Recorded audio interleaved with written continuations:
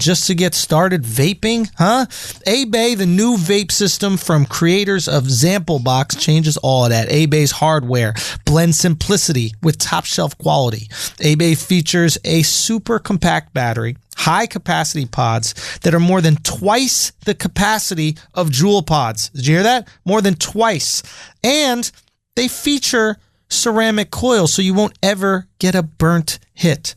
All right, no more burnt hits. A-Bay features a perfectly curated lineup of 5 delicious flavors, so you're sure to find one that's perfect for you. For a limited time, get a free A-Bay kit at $10 off each pack of pods on your first order when you sign up for a monthly auto ship delivery with 3 or more packs of pods. Plus, all A-Bay auto ship orders get free shipping. You hear that? That's free. All you got to do is use the code FLAGRANT at checkout when you visit abay.com. That's ABAY.com.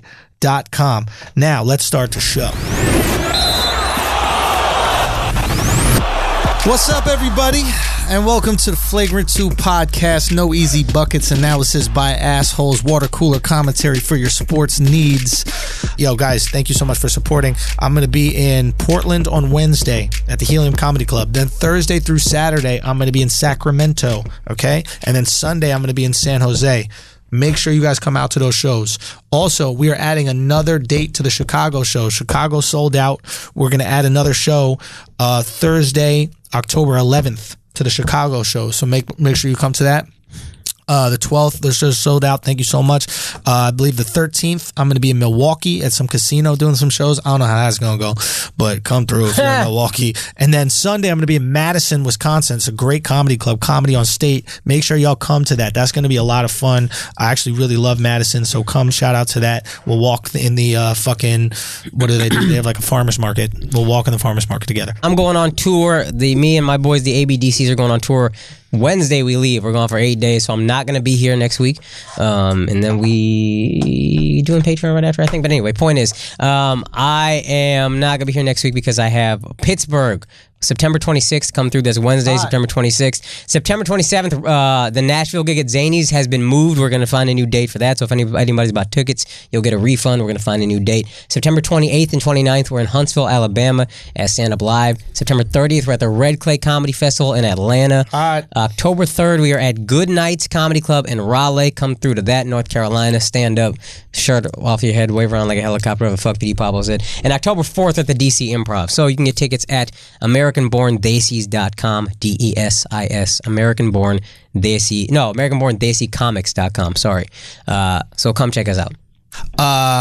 We're back. Or I'm back. Yes, half of us. You guys have been there. Thank you so much for holding it down, Akash. Great feedback. Thank you for the Bay Ridge boys. Chris DiStefano and Giannis Papas coming in and helping out. Somber note to start.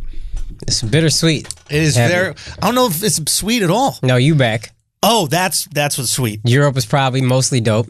Europe was so dope. 99% dope. And we can talk about that in a minute. But first, we should address that not all of us came back from Europe. Bro, this is how fucked up comedians are. This is how fucked up comedians are, son. This is how fucked up we are, dog. Is it like...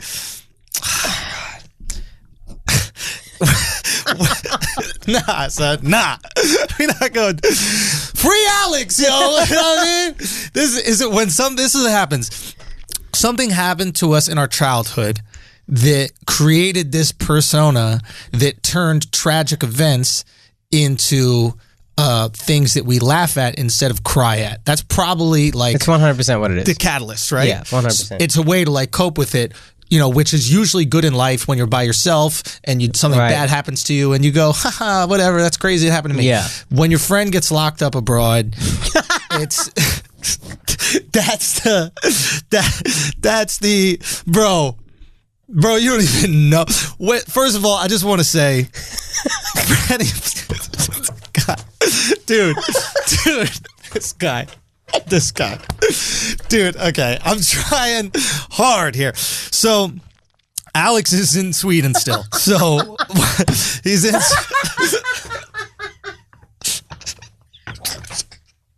This guy, listen, Akash. Oh my God. And he's not laughing because he thinks it's funny. He's laughing because of how not fucking funny it is. It's sometimes you can remove the emotion and just see the thing. And Alexx is in Sweden still. It's just such a funny sense. Well, that's the other thing. When you're a comedian, you start speaking this comedy language, and like it just sometimes the way shit comes out is funny, right? Yeah, 100%. And like, I don't even want to get into the trial, but like, not even the trial base. I can't really talk about what happened, obviously, because the case is open still. Okay, so for everybody who wants to know exactly what happened, I can't tell you because I'm trying to protect my boy. Okay, what I can tell you is that Alexx is locked up in Sweden, and it's bullshit. And he's locked up in Sweden. Everybody is okay, right? Everybody's all right. Nobody is like harmed or anything, that kind of stuff. If you're wondering what the issue is here, again, I'm not going to go into detail about it. We're going to have a long episode when Alexx is free and he's back here. No, we are going to have a long episode when he's free, and we're going to actually put Alexx on camera. Alexx is going to be on camera. Yo, we can't though. That might fuck with his day gig. No. What will fuck with his day gig is being locked up in Sweden. We'll fuck with his day gig. Let me just tell you, for the last... You know, it's funny. Dude, what? Oh, my God. Alex. Free Alexx, yo. Alex's day job basically grants him immunity in the United States. Like, my man could park wherever he wants to. He cannot get locked up, this dude. Well, let's not say that, because now it's like putting it out there in the world. We got to let him talk about what he does and that kind of shit like that. You know, I'm just trying to protect him. You know what I mean? No. We don't have to cut it out. We're just saying, we just want to... It's just ironic. Yes, of course. And we're going to talk about all this when Alexx is back and safe. What I can tell you guys now is that Alexx has basically October 5th. Gosh, you son of a bitch, I missed you. October 5th, we will know more. Until then, we won't know anything, really. But October 5th, we'll know more. And a lot of people are like, why is he still locked up? I'll say some things about Sweden. One, Sweden doesn't have bail. There's no such thing as bail in Sweden, right? If they did, you probably couldn't leave the country. Well, that's the other thing, right? So there's the other option is... being a flight risk, right? Right. So then people go, well, why don't they just take his passport and give him like a wristband, etc.? That is an option. Right. But once they let you out of jail, there's no urgency for them to get the trial moving. Right. So they could be there for 2 years. Right. So it's like, this is the best thing. We've talked to a lawyer. I've talked to everybody in the last fucking week, okay? Right. You can't even imagine how many different fucking lawyers, like influential people in Sweden. Like, I'm talking about like... people I shouldn't even like, I should never be able to have a conversation with. Right. I've been able to have, we're doing everything, trust us, we're doing everything we possibly fucking can. If you happen to be a Swedish person that has immense influence in Swedish justice system and you want to, help our boy out, I'm not against hearing you out. I'm not against help. We want to get Alexx out there, but trust me, we're doing everything we possibly can. We were so close to being back, all of us. So close. Literally after the last show of the tour. Oh God.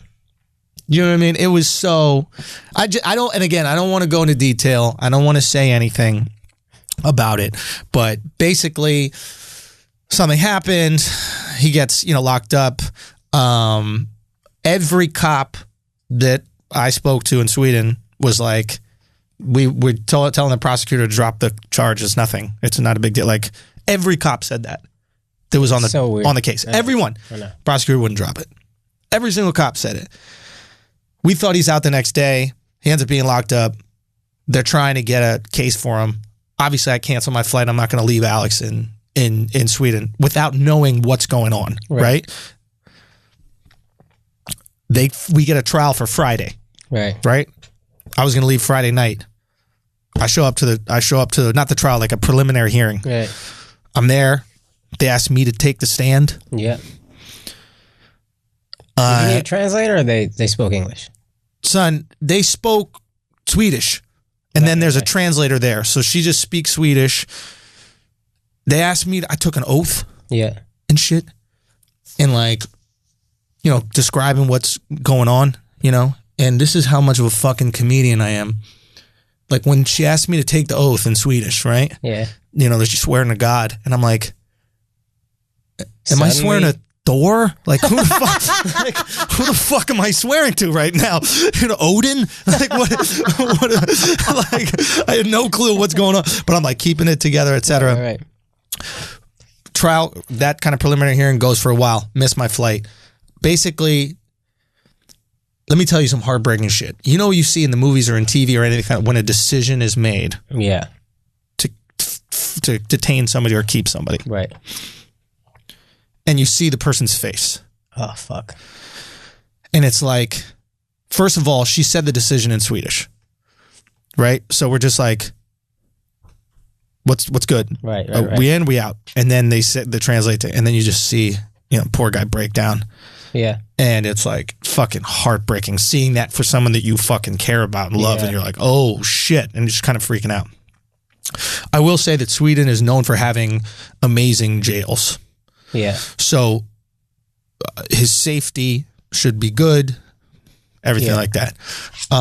There is an address to write things to him. Out of respect to Alex's mom, I've said that, you know, I would keep that private. Right. If for whatever reason, you know, we feel like it's okay that all the, you know, the asshole army can write some stuff and support, we'll send it over.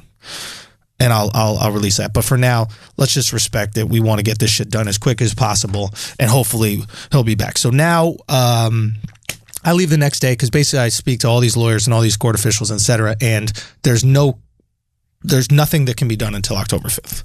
Mm-hmm. So, that's basically what happened. I mean, like I went around looking for security camera footage. Right. At every fucking bar, store, restaurant, everything. Right. There's an electronic store with like music equipment. Yeah. I'm like, they gotta have fucking security cameras. Right. It's illegal to videotape the street in Sweden.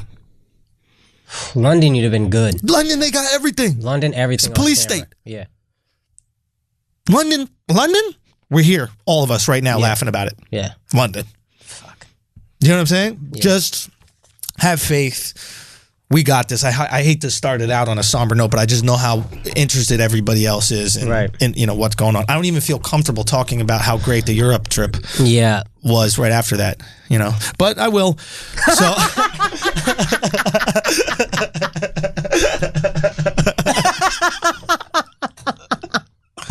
no, with all obviously with all due respect, it was just like we're gonna get him. We're gonna get him home. We're going to get him. Trust me, we are on it. We are doing everything humanly possible to make it happen. Trust that. Alex. 1,000% trust that. That's our brother. Alex. We Stay love strong, you. dog. We're going to get you back. I promise you. I promise you in the courtroom. I promise you I will keep my promise. Everything will be fine. Trust us. We got your back. And yeah, man, it was, where do we even go from there? How have you been? I don't know. It's like I've been all right, all things considered. Yeah, relatively speaking. You still going broke, or you got some money now? Oh no. Yeah? But I'm free. You know what I mean? Bro, so can I puts really shit complain? In perspective, don't it? A little bit. It does, man. A little bit. It's like fuck. Oh man. Oh god. It is a weird. I mean, like, look, it's weird to say it, but I do want to thank everybody who came out to the shows in Europe, man. I do want to. I do want to. What, dude? It was crazy. It was really good. I know. Alex fucked up your whole Europe was amazing. What a dick Alex is, I know. huh? It's mad selfish. I was so ready to talk about how great Europe was. Putting a damper on the whole thing. Fuck, man. You got to get your freedom taken. You know what I mean? You know? Selfish. Damn, bro. Be careful abroad, though, man. That's a lesson is don't do fucking anything. Anything. Because here's the thing. Sweden is very socially liberal. Yeah. Gay rights, women's rights, rights for everybody. Right. But they're fucking strict. These people are strict. Yeah. Like the same bar that the shit happened with us, that rapper G-Eazy that everybody says looks like me, he got arrested. And he was in jail for a week. He should be arrested. For? Being this goofy ass white rapper. Yo, you hate white rappers. I hate white rappers. Why? I don't. Fuck you. That's why. Why you say your R so hard? Because they're trying to prove they're not black. Which I respect, but also fuck you. That's not what I'm all rap for. G-Eazy a cornball, too. You don't like Jeezy? I know somebody. We might need his legal help, so don't trash him just yet. Give him a week. When does this come out? Nah, go. Say how you feel.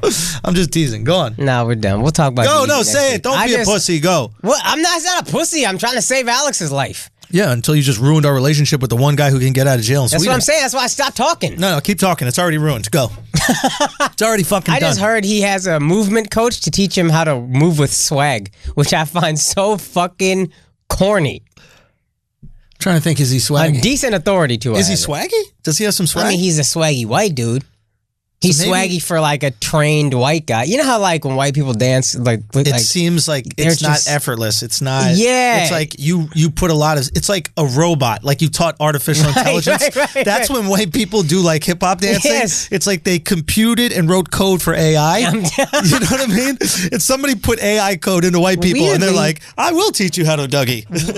Weirdly, Japanese people don't look like that. Say what? And you would think if anybody would look technical, it would be the Japanese. I'll tell you why. Calves.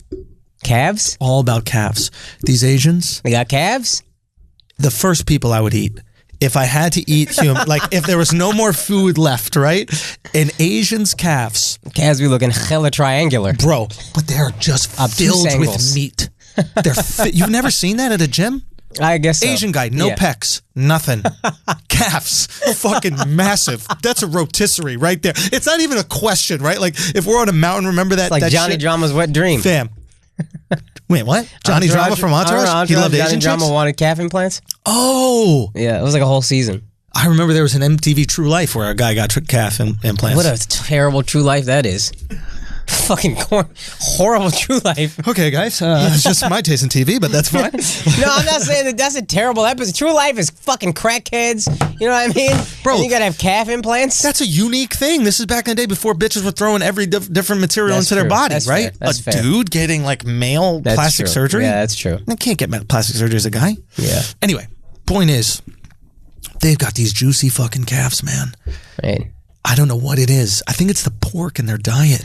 I really do. I thought about it. It's a lot of pork. They do eat a lot of pork. A lot of pork. I wish you guys could see the way he said that. What? Dude, it's true. No, his eyebrows were raised. Bro, a lot of pork. A lot of pork. I heard that's on the menu in Swedish prison tonight. I'm going to find a text from my man who is a fan of the podcast. Shouts to Danish Makbul as my homie. We're about to go on a little tour ourselves. What was his fucking name? Danish what? Makbul. My man is super Muslim. Mm-hmm. He said he probably in jail with chocolate and fast internet. Alex. So perfect. That is fucked up, right? But possibly true. Oh God, I feel bad. Anyway, back to not Alexx stuff, right. So that we can maintain some levity in this conversation. Makbul. Fucking bringing it down. Fucking Makbul, wash your hands and feet. Do you know what I mean? The fuck is this guy doing, right? Come on, bro. I'm trying to have some fun out here. Okay? Fuck. What were we talking about? Asian calves. Yeah. Every Asian that's listening right now, I want you to look at your calves. I want you to take a look at your calves. And I just want you to rock them side to side. You ever? I swear to God. And this is true. Sometimes like white people get fat, right? Right. And their legs remain quite skinny. Right. You know, like SpongeBob. You know what I mean? It's just like a stomach fat. Correct. But when an Asian gets fat, their calves remain immaculate. They grow in strength to maintain the weight of the new body. Right. It's really remarkable. They're the only people that like will just squat to take a break. Like, have you ever noticed that? They're like gargoyles. Like, you know how gargoyles will do that like on the top of a building? Really good. Right? That's really good. Yeah. I saw an Asian guy today outside of a little thing, just squatting, having a cigarette, and I thought he was looking for something. I thought he like lost his keys or something like that. I was like, dude, you lose something or whatever like that. And he just looks at me like, no, just smoking a cigarette, relaxing. in a squat. That's what's up. Can you full squat? That's how you take a shit in India. So I should be able to, but I don't know that I can. Can you try right now so I can see how Indian you are? Dude, see if you can't shit in India. No. Sometimes people ask me to do Indian shit that's like too much. You know what I mean? That's too much. That's too much. Like what? Like on command, squat so I can see how Indian you look. There's something about that. It's like, I'm not a fucking zoo animal. I'm not saying it's racist, but I have to not do it. You know Why? Because doing it is like, like a circus monkey. Like, here you go. Here's squat so I can see how Indian you No, look. if I wanted you to do like some circus Indian shit, that'd be totally different. Like the shit where they climb the pole? Yeah, I would too, but people don't know that. This in here. Isn't that YouTube clip? There's like male pole dancing for Indians. It's like a hobby. That shit is mad sexy. I guess, but the no. What is something that you would be like, do some Indian thing? Like, what if it's like if you just captured an Indian and like brought it back to your land? Like what would you, you know what I mean? Like I'm trying to think as like a colonizer, like you captured an Indian, you can't wait to show it to the king. Right. Like what do you ask it to do? Math. You know.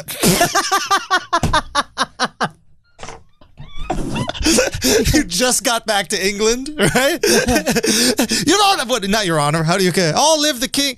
Yo, you know what's Your crazy? Majesty. Your Majesty. You know what's crazy about kings? No last names. They're like fucking Brazilian soccer players. Oh shit. Queen like Elizabeth, Brazilian soccer, right? It's like Queen Elizabeth. That lets you know how important soccer is in Brazil. They take away their last name like fucking royalty. My man is a king. Elizabeth. You know this bitch's last name? Nah. Harry. Nah, I don't know Harry's last name. That was my first thought was Harry. I don't know his It's last name. Harry. Markle? Markle, they took that bitch's last name? I don't know, maybe. They're like, bye, bitch. You a goalie now. Your name Ronaldinho. Yo, Meghan Markle, she just Megan of whatever. She's Megan. You're Megan of wherever the fuck you're from. Because you're from the land. That's your land. Your land that's it. Fuck. I'm trying to be Andrew. Of New York? Andrew of Yorktown? Andrew of East Village. Oh, shit. That sounds gay. You sound like you blew Are you everybody a village person? in the East Village. No, it's Andrew East Village. You suck everybody's dick as soon as they move. You got to make it somehow, guys. How did we even get to this? Man, I don't even know. No. What do you do when you colonize, you bring the Indian back? Yeah. Your Majesty. Here, watch. They created the number 0, so they know how much to tip. Look. Y'all created 0? Yeah. To define like how much most of you guys have in a bank account?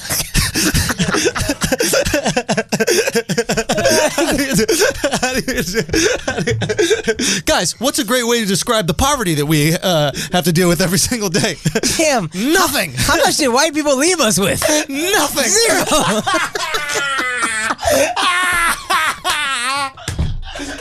Guys, can you guys get a running number of how many diamonds we got left after the English? I just need a running... Guys, real quick, just if you could just count up all the diamonds on your fingers. Use the fingers you have left, the ones that the white people didn't take back. How many diamonds do we have left? Oh my god! Oh my god!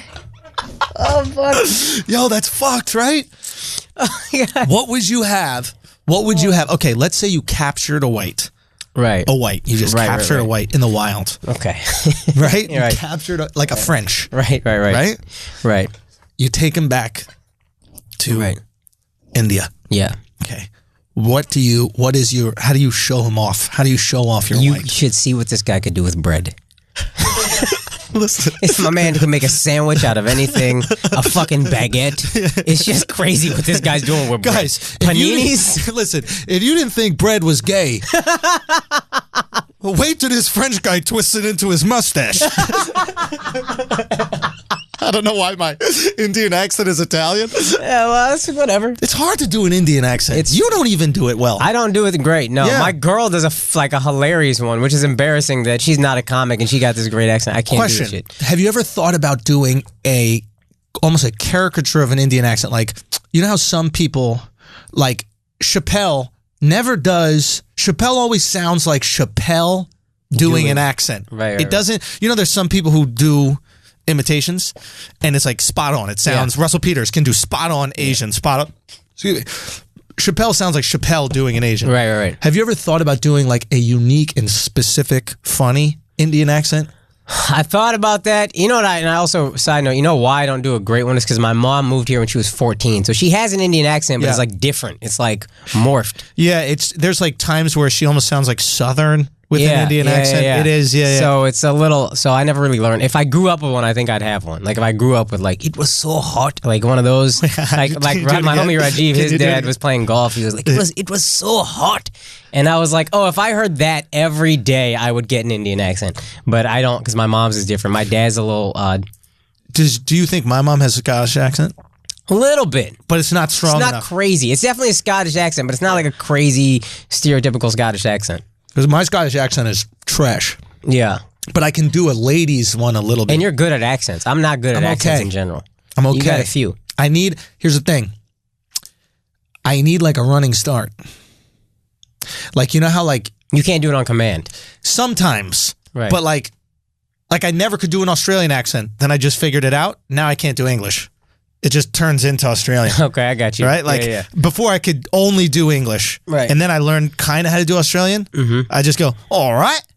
That's what I do for English. All right. I was walking around. Wait, what's the difference in their all right? I just go, all right. All right. It's so ridiculous. All right. Yeah. But Australian is all right. It's just, all right. It's just a down and up. All right. It's a Nike swoosh. All right. Right? Like that's what but what's another thing to say in Australia? Like, good day. All right. I think we should go to the store. That's pretty good. I think we should go to the store and get some things to eat. Well, now it's coming to something else. Okay. See what I mean? But then English. But your Latin accent is so fucking good. Because I speak Spanish. Yeah. That's easy. I don't know. Indian I can't do. What's a word to say in Indian? I don't know. What do you want to say? So how would you say lasagna? Lasagna. Damn it. Yeah. Okay. Can you do Scottish? No. Try it. I don't even know what the fuck y'all sound like, to be honest with you. I swear, I'm trying to think say whatever's in your head that's Scottish. I'm William Wallace. I'm William. That's all I had. They may take our lives, but they'll never take our... Oh, that's good. But they'll never take our freedom. Motherfucker was badass, yo. Oh, that's a great movie, man. Yo, Freedom is legit. Shout out to Alexx. I was just about to say, I was going to go, Alexx in jail. Anytime we have too much fun, I want to throw that in there. Yo, we're not allowed to have fun this show. That's the whole thing. No. Yo, I will say this. Thank you to everybody who came out to the shows in Europe. Did enough time pass? Can I talk about me? Is that allowed? Did enough time pass? Or can I be a narcissist yet? Or no? Guys, when can it be about me again? Okay? Holy fuck. When? Oh my god. When? Oh my god. That's all I want. Okay, let's knock this out. We got to talk about this. We should honestly, though, you should wait until Alexx gets back, and then as he's talking about it, you should cut him off. Be like, listen, that Amsterdam show, let me tell you. Okay, let's knock this out. Okay. And we're going to, once Alexx is free and back, we're going to have a nice, fun recap. I just want to say thank you to everybody that came out of the shows because it was fucking unbelievable to do comedy in a different language. Well, I mean, two people who speak a different fucking language. I mean, it was seeing the people that came, like, it was crazy. You know what I mean? Like, just to sell out, we sold out 5 of the 7 shows. The 6th show in Copenhagen, I'm not going to call it a sellout. There were no seats left. But we could have put another maybe row of seats in there. That's a fucking sellout. We could have added seats and then sold out. That's the other ones you couldn't add. There's no room. This is how I know you guys are successful, because you don't have to make yourself seem more successful. That's real success. Yo, I'm not lying about it. Yeah. Yeah, because I never liked that shit. I hated it. It's because people see through it, and then when you actually do it, they feel happy for you. Like, motherfuckers legit are like, yo, he's doing it, because they rode with me through nothing. Yeah. Like, literally, I just did shows in Boston. Last time I did that room, there were 50 people on the Friday show. Right. We just sold out both shows. That's beautiful. And it's like, and the wait staff remembers. They're like, yo, it's crazy that this is happening. Wish Alexx could have seen it. Son, me too, bro. Hashtag me too, bro. Like, real talk, son. Real talk, bro. Yo, free Alexx, bro. My man in jail. Son, in jail having absolute martinis, bro. Yo, real talk. He probably don't want to come back. Yo, what if I'm good actually. Maybe they call it Stockholm syndrome because the shit there is really nice. You know what I mean? Maybe they were like, yo, I don't want to leave this captivity. They're treating me great. Yo, that's fucked up. He just starts saying, I did it. I did it. Oh my god. Oh my god. Give me some more meatballs. I did it. Oh fuck. All I'm saying, thank you so much. Motherfuckers came from South Africa to the show, Saudi Arabia to the show, Mozambique to these shows in places. That's crazy. From, you know what I'm saying? Like that's crazy. Amsterdam, London, Antwerp. Like, we're gonna, you know, we got some cool things. We videotaped the whole fucking thing. Shouts to Alexx and Matt. Matt was the other camera guy who actually made it back. I sent Matt back. I had to. You go back, Matt. Sent the white dude back. Nah, Matt Rodriguez. Oh, okay. Come on, you know I keep you Puerto Rican. You know what I mean? I keep you Puerto Rican. Where'd you send him back? Mexico? I brought him back. I sent him back to Mexico. I kept it Puerto Rock, though. You know what I mean? Yeah. All right, word. I got you. I kept it Puerto Rican. Puerto Rican. Yeah, that's what's up. Hey. Oh, fuck. Okay. Anyway, okay. Look, we're going to talk about sports. I just want to say thank you so much, man. It's really fucking cool to do that. Go to a different country, have motherfuckers come out and support That's you. incredible. It was crazy. So we'll talk more about it when we get Alexx home and free, and we'll recap it. Maybe we'll bring Matt on here too. He can, you know, talk about the fun times that we had. Yeah. But right now, we got a big week in sports. We really did. We really did. How good does it feel that real sports are back? Dog, it's... I mean, we usually send topic lists back and forth before episodes. It was so easy this week. This week was so many. There's weeks when there's no basketball, when it's just baseball. I mean, it's a frantic search. Because what do you even talk? It's horrible. It's horrible. It's a horrible sport to cover. Maybe you like the sport. Maybe you like playing it. Maybe you like watching it. That's fine. You have to admit, as a baseball fan, there's no news about it. No. There's nothing interesting. This guy has Tommy John surgery. This guy came back from Tommy John surgery. There's no injury. Nothing happens. A week between football games gives you so much time to talk about. Each game matters. It's important. I have to talk about this. Each game has some drama. Fucking motherfuckers are passionate about every single game. Yeah. Especially with this fantasy shit. Everybody's invested in every single player now. Yep. Anyway, but before we talk about football, because there's so much, can we talk about the biggest story of the week in sports? Go ahead. Maybe the biggest story of the year in sports. Oh, yeah. Let's do it. Tiger, man. Yeah. Tiger fucking did it. Won by 2 strokes, right? So it was like, I mean, that's not like a blowout. 1 stroke? I think 1, but he was, because he bogeyed, I think, the final hole. Oh, okay. Right? But he was up by 3, and then... he had it locked up. He did the Tiger thing, where from what I remember, if he was leading on Saturday, he never lost on Sunday. No, he didn't. And he was up, I think, at 1.5 strokes. Which is incredible, actually. That's an insane streak. And then to continue that, the first time you have a lead on Saturday in, I don't know how, what's it been, a decade? Yeah. That's crazy. And this is crazy. Bro, it's unbelievable. It's like the best 30 for 30 ever. Unreal. Yeah. And he wins the last tournament. He lives the last whatever the fuck it's called of the season, right? Yeah, the Tour Championship. Yeah, but this is the last one of the season, right? Right. Now we wait for a new season. I mean, it's just unbelievable what he did, and to come back and to see everybody rooting for him. And like, it's just amazing that there are certain crimes we all forgive. We pretend like we don't, right? We pretend like they're wrong publicly, but you could tell if something's really wrong in our gut if we forgive you and root for you after. Right. And there isn't a single person on this planet besides Eileen, which is his ex. Oh, this bitch don't care. She got a fucking island out of it. First of all, this bitch, let me tell you something. This is what this bitch. This bitch. Bitch ass bitch. Bitch. Listen. What infuriated me about this chick so fucking much, bro.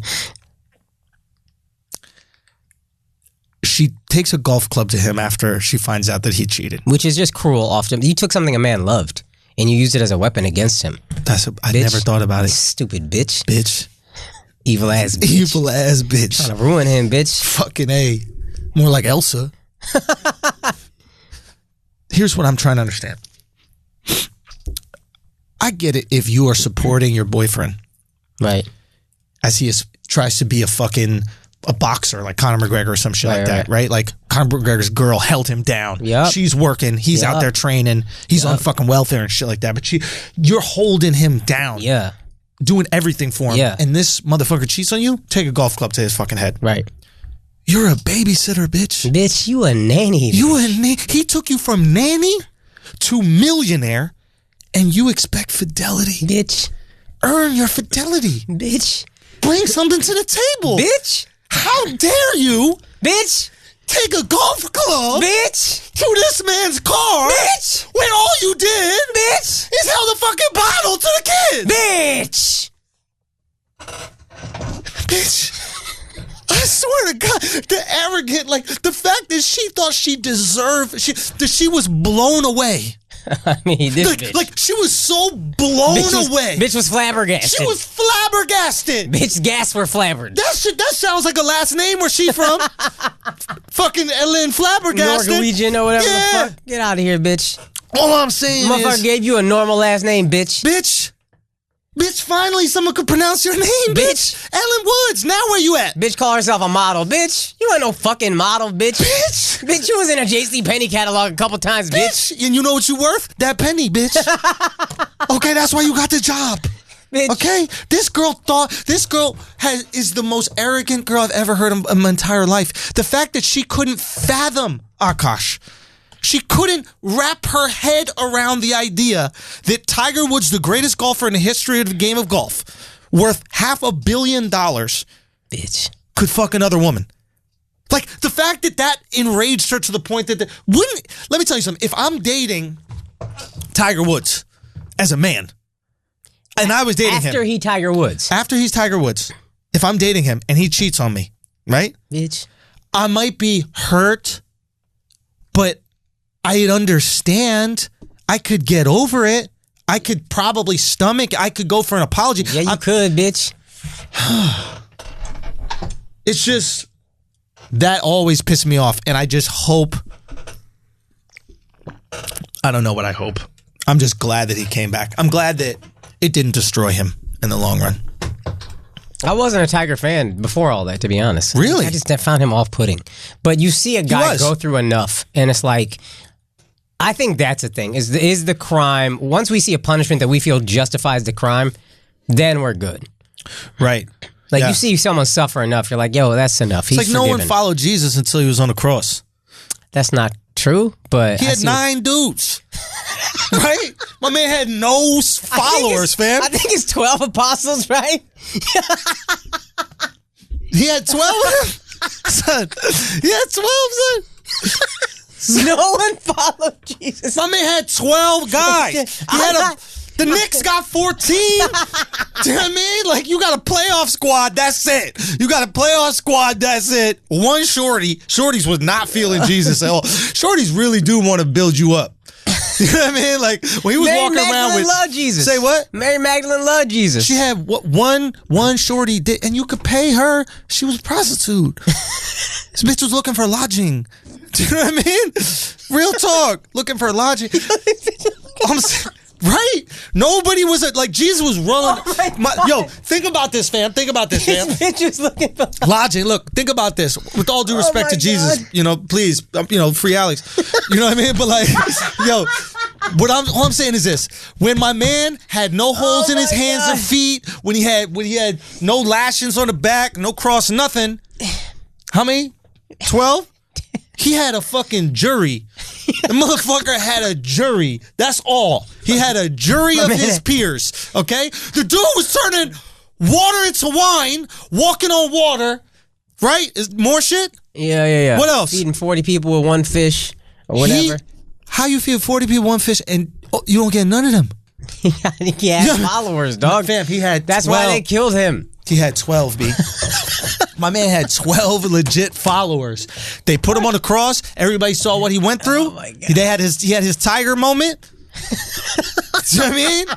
Jesus had his tiger moment, bro. Tiger didn't have a Jesus moment. If anything, Jesus had a tiger moment. I'm using a metaphor, fam. I'm using an analogy, son. Jesus had his tiger moment, son. And y'all saw how many people were following Tiger? Oh my God. After? You saw all those people walking on the greens? Yo, that shit looked like a mess. It looked like he was about to have a little sermon on the mount. Pluribus,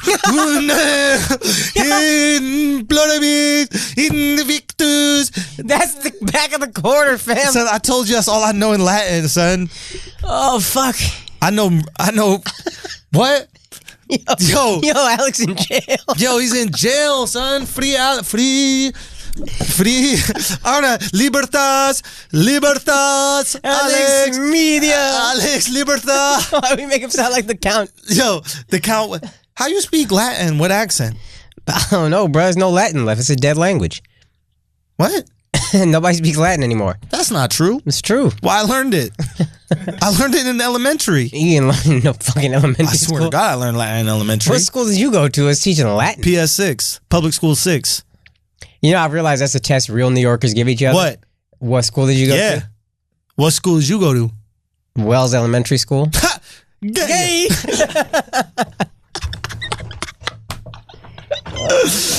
All I'm saying is, motherfucking Tiger is back. Do you think that he can win more? Yes. Do you think he can take Jack's record down? I don't know. How many more does he have to win? I think 3 more. Oh, that's light work. I mean, it's not light work. Hold on, 3 more majors? Or I think 3 or 4 more majors. Ed, can you look that up for us, please? Thank you. So, Man, and there's 4 majors Alex, a year. You always had to ask. I'm just saying. I'm not saying he should stay there. I'm just saying if he enjoys this chocolate and fast internet, we all right. Yo, we ain't shit, bro. Jack has 18 and Tiger has 14. Okay, 14, so he needs 5 more. 5 more. 5 more to beat him. Yeah. And they're 4 a year. Right. 4 majors a year. Yeah. So let's say his career lasts 4 more years. Would that be fair? Could he compete at the highest level for 4 more years? I don't know. That's the thing. You don't know. Everybody's prime is extended now. Like, we grew up all of a sudden, everybody's prime is extended. Like, massively. Yep. Roger Federer, Tom Brady. All these guys should have been done in the days we grew up. Like, exactly. That's the thing. Tiger got at least 1 V more years left. That's Latin. He didn't get that 1 V? Is that 5? That's the V's 5, and then the one before it makes it 4. It's 4. Okay. You didn't know that? IV. That's Roman numerals. That's Roman numerals. All right, I got you. Bro, I'm nice, bro. There's only 2 times we use Latin. Okay. And that's the Super Bowl and Jordan releases. That's it. Bro, I thought you were talking about like housekeepers. Like I thought I was like, there's only 2 times used Latin. I was like, yeah, when they be cleaning. When Daisy comes over. Maria, Maria. She remind me of a West Side Story. That's Andrew's real housekeeper's name. It's a lot of people with that name, bro. Come on. You know where she got that name? Where? Mary Magdalene, my G. Nope. Jesus' mom, I think, was named Mary, right? Yeah. My bad. I gotta read that Bible again, dog. I think I forgot all my shit. Anyway, so that's Tiger. Motherfucker's back. We're good. Now we can talk about some goddamn football. Where do we start? Because we got a lot of shit to talk about. Baker? You want to start with Baker? Let's talk about Baker. Can we talk about how sad it is to be Tyrod Taylor? I mean, is it? Go ahead. Bruh, like, Baker comes in, gets the Browns their first victory. Yep. Right? Yep. Because he was concussed. Oh, was he concussed? Is that the... Yeah. Okay. Yeah. So he's concussed. So this motherfucker comes in, steals your shine. Right? Right. But you're probably thinking, all right, whatever. Like, at least during practice when the music comes on, I'm be able to outdance this motherfucker. You know what I mean? Like, at least then, like, it's not. He knew you seen Baker Dougie. Son, Baker don't look white when he dance. Baker? Yo, he don't got the coding. That's how I knew my man was the truth. When I saw that Dougie, I've been a Baker fan. Everybody who listens knows that I've been a Baker fan. My man got a Dougie. Casual little shoulder. Akash can Dougie. I can. Akash taught me how to Dougie. I did. I forgot. I practiced that shit on my own like a fucking dork. Hit that, son. They be like, who? I can't do that shit. Can you teach me how to Dougie? Oh, wow. I'm not doing no dance on command.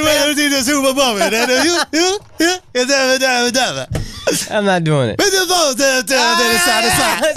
come on, son. Hit it. I can't. One time I'm gonna stand up and do it on the culture. Isn't that what people say? Why is that a rational reason? Like, yo, come on, let's rob this bank. Nah. For the culture, bro. The culture, of course. Oh, respect. Yo, just hit it. Just hit it. I can't. I'll do the beat. And you do the ready? Okay. All right. They be like Snoop. When you teach it how to duck it. Come on, so you killing that shit. I hit a little bit. Yo, you killed it. Because I can't put the real music on because then we're going to get flagged. So I got to do it myself. Yeah, you killed it. That was good. People aren't going to realize how nice you are at the Dougie. I mean, I got to stand up, do a whole thing. You don't got to stand. You could do it from the paralyzed position. Nah, it's a little. You got to put a little body in there. What? You know what I mean? Okay. Okay. Hey. I thought you were going to do one little thing over the head. Baker didn't hit that. No, but he did a different one. Baker just kept I like the footwork, though. He has some good footwork. Yeah. Anyway, so Baker's nice. Baker nice, dog. Your thoughts? I love Baker. I've been love Baker. I hate that we don't allow white men to have any confidence anymore. Okay. We just shit on any confident white dude. Same guy who just hates every white rapper. It's like I don't find them confident. Why you say your R's like that if you got confidence? Bro, nobody's more confident than a white rapper. Yeah, G-Eazy got a fucking movement coach and my man is confident. I don't know Just if that's the truth. dog. Just move, my man. Have you seen us move? Fucking, I don't even like Kyle, to be honest, and he only half white. Who's Kyle? Half black, half white rapper. His name is Kyle? Here's how much I don't like white rappers. There's a white rapper named Russ, and I heard this He's one not song. white. Russ is not He white. don't sound white at all. No, he's not Sicilian. white. He's Sicilian. No, Russ is like Egyptian or some shit. He's Arabic. Alex, are you looking up anything we're asking you to look up? Eden, are you looking up anything? Yo, Alex, my bad. Alex in jail. I forgot. Tell you didn't forget Alex in jail. Alex. Yo, when you were like, Alex, can you look up? I'm like, guess all the fuck he doing right now. He's just in the cell looking up. He has Russ has American, but his family's Sicilian. Sicilian. My man is Sicilian. And as soon as I found out that I heard Are a you single, sure? Yeah, I think he says the N-word. Bruh, no. I looked this up because I liked one of his songs that came on Spotify. Yeah. This is Kyle. That's Kyle. Oh, okay. And then I just didn't like his enunciation. But that guy's not white. Kyle. He half black, half white. Oh. But he So is enunciated Drake. too white, so I was like, I'm out. Ah, that's why you don't like Drake. It's the Caucasoid in him. Maybe it's Yeah, my yeah, inherent dislike of Drake. Yeah. My man about to be the greatest, and I still can't accept it. But yeah, I like this Russ song. Found out he was white, and I was like, well, Which can't song? listen to that. Which song? I think What They Want or something like Love that. it. Love it. Love that song. Love it. Not anymore. Hard worker.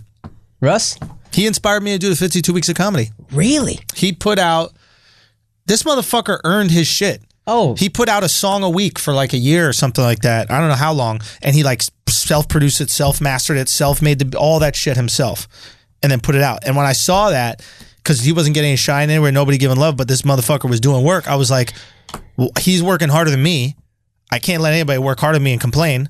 I got to do as much as he's doing. And the motherfucker has like a career off of that shit. Shouts to Russ, I guess. Song every week for 2.5 years. Isn't that fucking crazy? God, do I have to respect this dude? I don't want to. You can respect the hustle, not his Caucasianness. Yeah. Do you know what I mean? It's like a Trump supporter probably feels about Indians. Like, I get they work hard, but I don't like them. Wait a minute, let me digest. Yes. Not like a Trump supporter, like an alt-right. No, I think there might be something to that. I got alt-right views on rap, but like reverse. You have alt-left. I'm alt-left on You're on, alt-left. on rap. On rap. Yeah. All right, that's fine. All right. Anyway. Yeah. Baker Mayfield. Why do all my co-hosts hate white people so much? Who? Cass loves white women. Alex loves white people. You, Charla.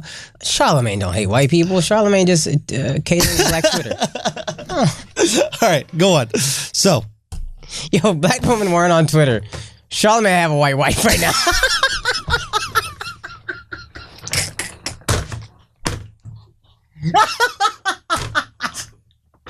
My man can have an HBO show and no white wife? Come on. Oh, fuck. Okay, go on. I just love that fact that he's unapologetically who he is. He owns who he is. Mm-hmm. And I think the white rapper thing Baker Mayfield. I feel like they're trying to be somebody else. Baker just Baker. Baker and he's seems just authentic arrogant, to you. and he just kind of like he just dope, and he's good. Yeah. And I thought he'd be good, and everybody was trying to find reasons he wouldn't be. Yeah. Colin Cowherd sounds like a fucking idiot interviewing this guy, right. And then Baker just laughs in his face and is like, "What are you talking about?" And I just loved every move he's made. Yeah. And to see him come into a league where initially, when he declared for the draft, people thought he was like a second-round draft pick or whatever. Yeah. Catapults all the way up to the number 1 pick. People are still confused. Go get Sam Darnold. Sam Darnold was number 1 on my board. Yeah. And then he comes in and plays and just adds an energy to the fucking team and the whole city of Cleveland who just lost LeBron. I love Baker. Love Baker Mayfield. So you think Cleveland has a shot at a decent season? I think they have a shot at a hopeful season for the first time. I don't think they're going to have a winning record necessarily, but I think they'll be pretty good or like they'll be much improved, and he's the reason. To be honest, him sitting a full year, I was just thinking as we were talking, might have been good because he could have sat for a full year, learned, and Cleveland would have been shitty for another year, had another great slew of draft picks. Yeah. And then all your draft picks from like 2-3 years ago are really good now. And here's a question. Why'd the coach wait until, what was it, yesterday? The GM. To name him as the starter. The GM's decision was, I don't want him to play at all his first year. And then when Tyrod got concussed, he had no choice. Yeah, but the coach waited until the end, waited like multiple days to name him the starter. I don't know. I think maybe just being stubborn. What? It's like, I don't know. That shit would infuriate me. Yeah. Come in, rally the troops, get a victory. Motherfuckers are behind you. You play well. You won that game. Yep. Right? It's not like you got lucky. It's not like the defense won it for you. Nope. You won that game. Caught a touchdown pass. I think 2-point conversion, right? A 2-point conversion. Yeah, you're right. So, but still, you are actively invested in the victory. Yeah. Everybody's excited. The town is fucking excited. Yeah. Clearly, you are scoring. You're playing well. Yeah. Why would you not name him? You have the other guy in concussion protocol. You know he's not playing next week no matter what. Yeah. What are you going to name your third string? Is your like? I don't know. Why even? It's real weird. It seems like some weird ego shit that sometimes these coaches have. Like, I will be the ones making this. Yeah, maybe you're right. I'm sure ego plays into it. Get over your fucking ego, because you don't want to admit you're wrong. But if you're Hugh Jackson, he's the only guy who can save your job. Your job is already on the line. You were doing terribly. This guy comes. You're losing to the Jets, who I mean, maybe they'll be better this year, but they've been historically terrible. And get on your coaches, get on your quarterback's good side. If you see somebody that could potentially be the franchise, you know what you should do as a coach? Get on his fucking good side because you are expendable. You haven't proven that you can win without him. Now, if you're winning with him, guess who gets the credit? Not you. Get on his fucking good side. Yeah. That's what I would do. I don't know. Let's talk about Jimmy G. Flagrant curse, baby. That's right. Kaz said that he was going to be the MVP. Yeah. Most valueless player award. No, there's this motherfucker tore his ACL. Signs a historic deal, tears his ACL. Oh my god, historic deal. I blame that the porn star. Oh yeah, yeah, for sure, dude. You get your cock sucked well, it makes your knees weak, and this guy didn't even try to make a move. Did you see what busted the ACL? I haven't seen it actually. He plants at the sideline. He's running towards the sideline. Reasonably fast. Yeah. A corner is coming to meet him at the sideline. Yeah. He plants as if he's going to cut in. So let the corner go by and cut in. On the plant, we're not talking about a stop on a dime move here either. Right. We're talking about maybe like a slowing to a stop, 15-degree slant, right?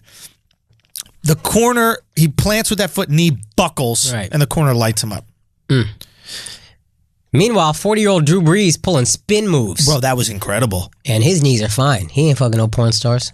It could be this porn star chick. He with his wife, as far as we know. That's what you need. Get married, bro. Age with your woman. Your knees get strong. I'm telling you, man. Dude, get a nice married blowjob. Fucking ACL is rock solid. Dog, married blowjob, dude. That's the thing, dude. Really? I always look for married women. Get the married blowjobs. No. I was talking to this girl. Oh, fuck. I can't even share the story. Okay.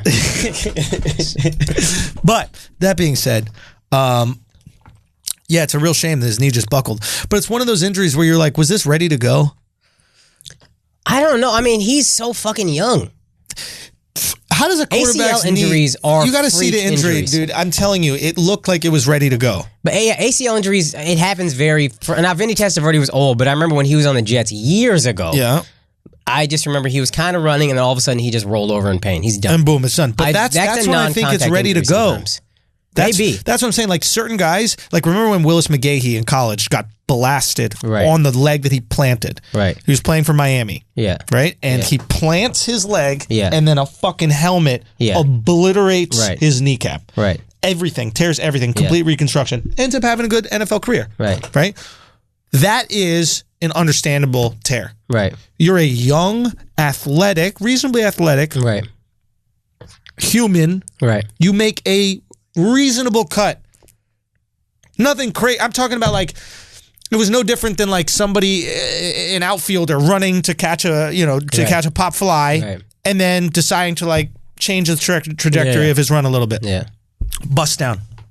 Something else is going on there. No, I don't understand why ACLs tear sometimes when they do or whatever happens. Like sometimes you notice why or you see why it happens. Sometimes you're just like, what the fuck was that? Yeah. And I'm about to show it right now. Oh, you got the clip. Look. Oh, here it is. Boom. Oh yeah. Did you see that? I think it was just an odd cut, just to. But look at the cut. And tell me. I mean, I can see how that could happen. Just an awkward step. But look at. It's nothing. If you look at this ankle, it's even worse. It looks even less of an. No, but I'm just saying. Sometimes you take an awkward step, and maybe that's what it was. You might be right, but I watch this. Oh yeah, dude. Yeah. He's basically running straight. Yeah. He's not even. He's trying to stay in bounds. He's not even trying to make a cut. Right. Something's off, man. I think I don't know if I'm a team. Every game you're getting a what's it called? What is that? MRI? Yeah. I don't care the expense. After every game, my quarterback is getting MRI on both legs. And if we see, because you can see if there's a partial tear, you can see what's going on. Oh, so you think there was a partial tear? I think it's right. It can't be. I mean, yeah, you could quite possibly be right. There's no way to know because they don't get MRIs after every game. Any soreness whatsoever. Let's just look at it. Yeah. Because that's your season. Yeah. 49ers are done. Yeah. Right? You're I mean, right. like, who's their backup? And if he doesn't come back, I mean, ACL is not what it used to be, but if he doesn't come back, that's a problem. No, he'll be back. But what is it? Deshaun's back. I mean, everybody comes back. Deshaun isn't playing too well, though. They put points up.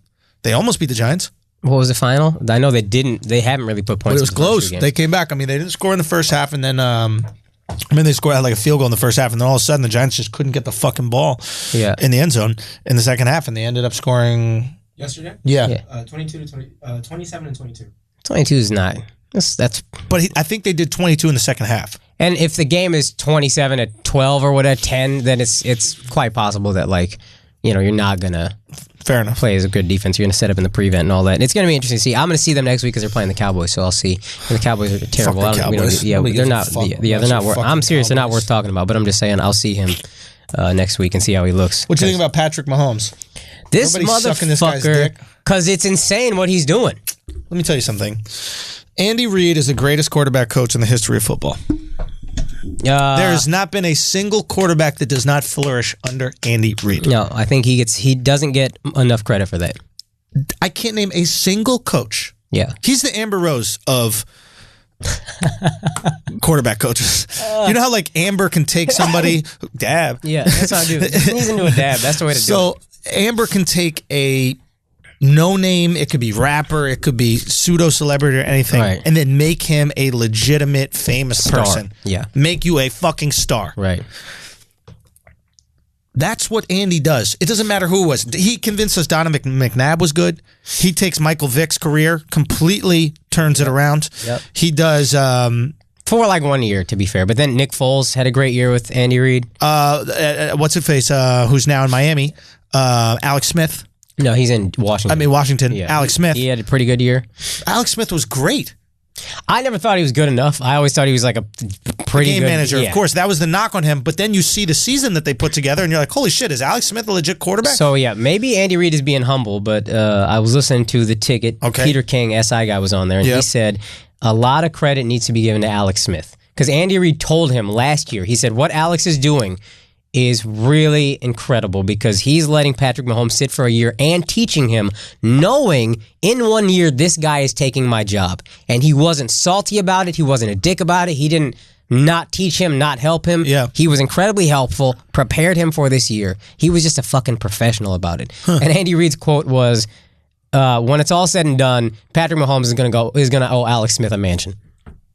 Like, that's how much Alexx Smith did for Patrick Mahomes, which is crazy because as soon as they drafted Mahomes, they traded up for him. So it's like, this is our quarterback for the future. Fine, he's not going to play this year, but you know this is the quarterback of the future. And they let him sit for a year because Mahomes came from one of these spread offenses in college. So he didn't really understand And the a lot NFL. of people say they don't translate, but he gave him yeah. a year, sit, learn, and then Alex Smith was willing to teach. Yeah. And that's huge. Like, Brady didn't fuck with Garoppolo. Right. And that was the reason why he got rid of him, right? Get out. Yeah. Ended up working out for Brady, huh? You think Brady is looking at Belichick and Kraft like, I told You're you, welcome. weak knees. This guy's got weak knees. You're welcome.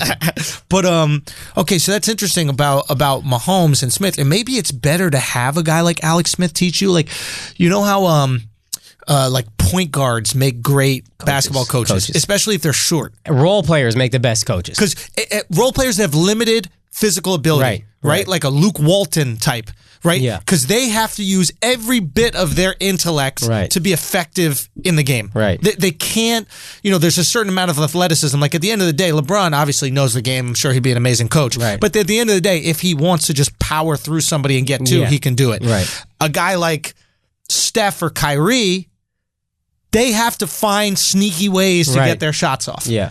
And you want to have someone like that teach you the game because they're going to teach you every trick in the book to get it off. And they're not going to have the ego. Alexx Smith, no ego. Yeah. Right? He's never been looked at as like a marquee player in his career, and he accepts that. Which is crazy because he was the number one pick overall. So you would think maybe the game just humbled him, but you would think this guy could have an ego. Also, very effective player. And effective. Every team that he's been in, more or less. Always gets overlooked. He's going to get you 8 wins. That's right.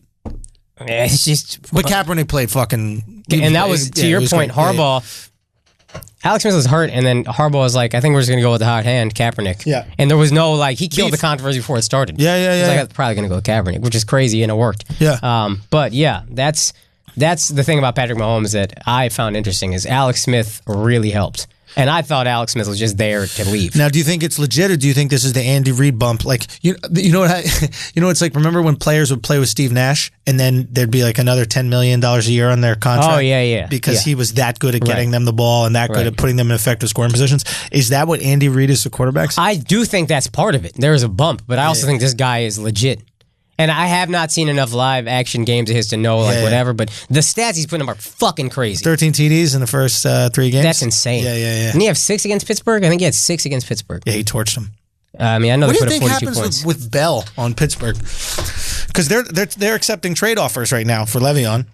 I think that's a good move, to be honest, because I think their guy Connor is pretty good. Yeah. He's not as good, but he's pretty good. And if you can get draft picks and not have to pay this dude, I think that's... So, did Bell make a fucking dumb move here?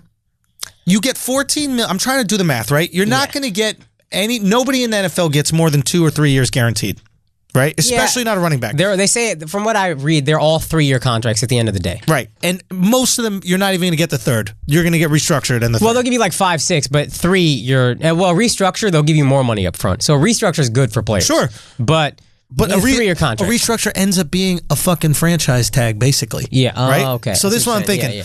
If you're Le'Veon, right? You get franchised again. You get your $14 million. Yeah. Let's say you're going to make it through the season. You haven't really been injured in your career. You've been pretty good. Right. Then next season, they can't franchise you again, so they're forced to give you a contract. Right. Let's say you get 2 guaranteed years. Right. Or even, let's say you get 1 guaranteed year. Right. Right? At a high amount. That equates to 3 getting years, franchised. 50 million. Yeah.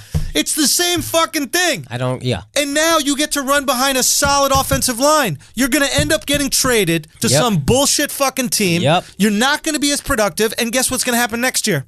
Slashed. Yeah. You're not going to get any money. Yep. You're going to get, a reasonable amount, sure. Right. But you're not going to get the money, and you're not going to have as much fun as you had running behind them big boys in Pittsburgh. Players hate the franchise tag, but Kirk Cousins is a perfect example. Kirk Cousins got the franchise tag. He's like, let's go. I'll bet on myself. He didn't want it, but he got it. Yeah. Wasn't happy with it. Got it the next year. Got even more money. Got like $27 million. And then this time he got a fully guaranteed 3-year, $90 million, whatever the fuck it was, contract. Boom. All that money fully guaranteed. Now, I understand that as a running back, there's less longevity in the game. Less people willing to pay you. There's less people willing to pay you, and there's some might say, maybe like a higher a risk of injury. Right. True. Right, like every single play is grueling. Yeah. You know, I think Bell's 30. Yeah. So he's like, I got to cash in right now. Is he 30? Can you check on how old Le'Veon Bell is? Thank you. Heading on it, boy. He is fucking on it, right? You know what I mean? He's not looking up how to free Alexx. Not at all. He's like, I think he's there. Le'Veon Bell. B-E-L-L. Yeah, exactly. So I think the point is, and I don't know if his agent, or maybe he thought he was going to get a massive 4-year deal. I'm sorry, you're a 30-year-old running back. You really think you're going to get a fucking, how old? 26. Oh, he's 26. Yeah, he's younger. Oh, then he could have got, then maybe he could have got legit 3 years. That's fair. Yeah. But they're not going to give it to you, buddy. All I'm saying is your agent's got to sit you down at some point and say, listen, you got a great fucking line. You got $14 million this year. Guess what? They got to give you a contract next year. And you know what you're going to get? You're probably going to get 2 years guaranteed, nothing fucking more because you're a running back at the end of the day. Right. Take the 14, get your big money deal next year, and run behind these big boys that create all the lanes. You have a great team, a great system. You compete every year for a playoff spot. And with your $13 million last year, that's $27 million essentially guaranteed. You make it through one tag. That sucks. You had to do that, but you got $12 million. Now you get $14 million. That's right. You had 27 guaranteed as a running back in the NFL. 26, $27 million, whatever it is, and that's essentially guaranteed. And then you get another contract, and let's say it's 2 years for $10 million. All right, so you made $37 million. That's all right. You might want $45 million guaranteed, but this is, I just think you're a running back at the end of the day. Yeah, let's be honest. You're a running back at the end of the day. A lot of this is ego. They want the biggest guarantee because X guy got this and fuck him, I'm better than him. Give me a bit more guaranteed money than him. Right. Who's the highest paid running back in the league? I think it's St. Louis, Todd Gurley. That kid can play. He can play. Dude. L.A. That's the same. L.A. Rams? Yeah. They're looking ridiculous. I think they're number one right now. That's the hot pick to get to the Super Bowl, and I was just like, nah, here's the thing. The playoffs is crazy because one bad game and it's done. Done, yeah, sure. And it seems like every year there's a team. But when it comes to the playoffs, it's really a lot more goes into the preparation and coaching.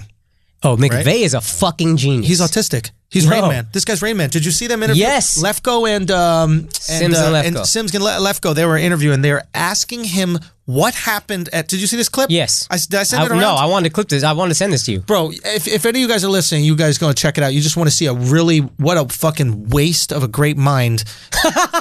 This guy, what is this? Sean McVay? Is that his name? Yeah. Sean McVay, coach of the Rams. They're asking him what happened in random plays last year. Not even last year. When he was a coordinator for the Redskins, his entire career, he remembers every single play. And listen, Bill Russell can do this. LeBron can do this. And it's remarkable. Yeah. Here's the difference. A lot more happening in an NFL play. Yes. In NFL play, you have 4 different receivers potentially, all running different routes. Yep.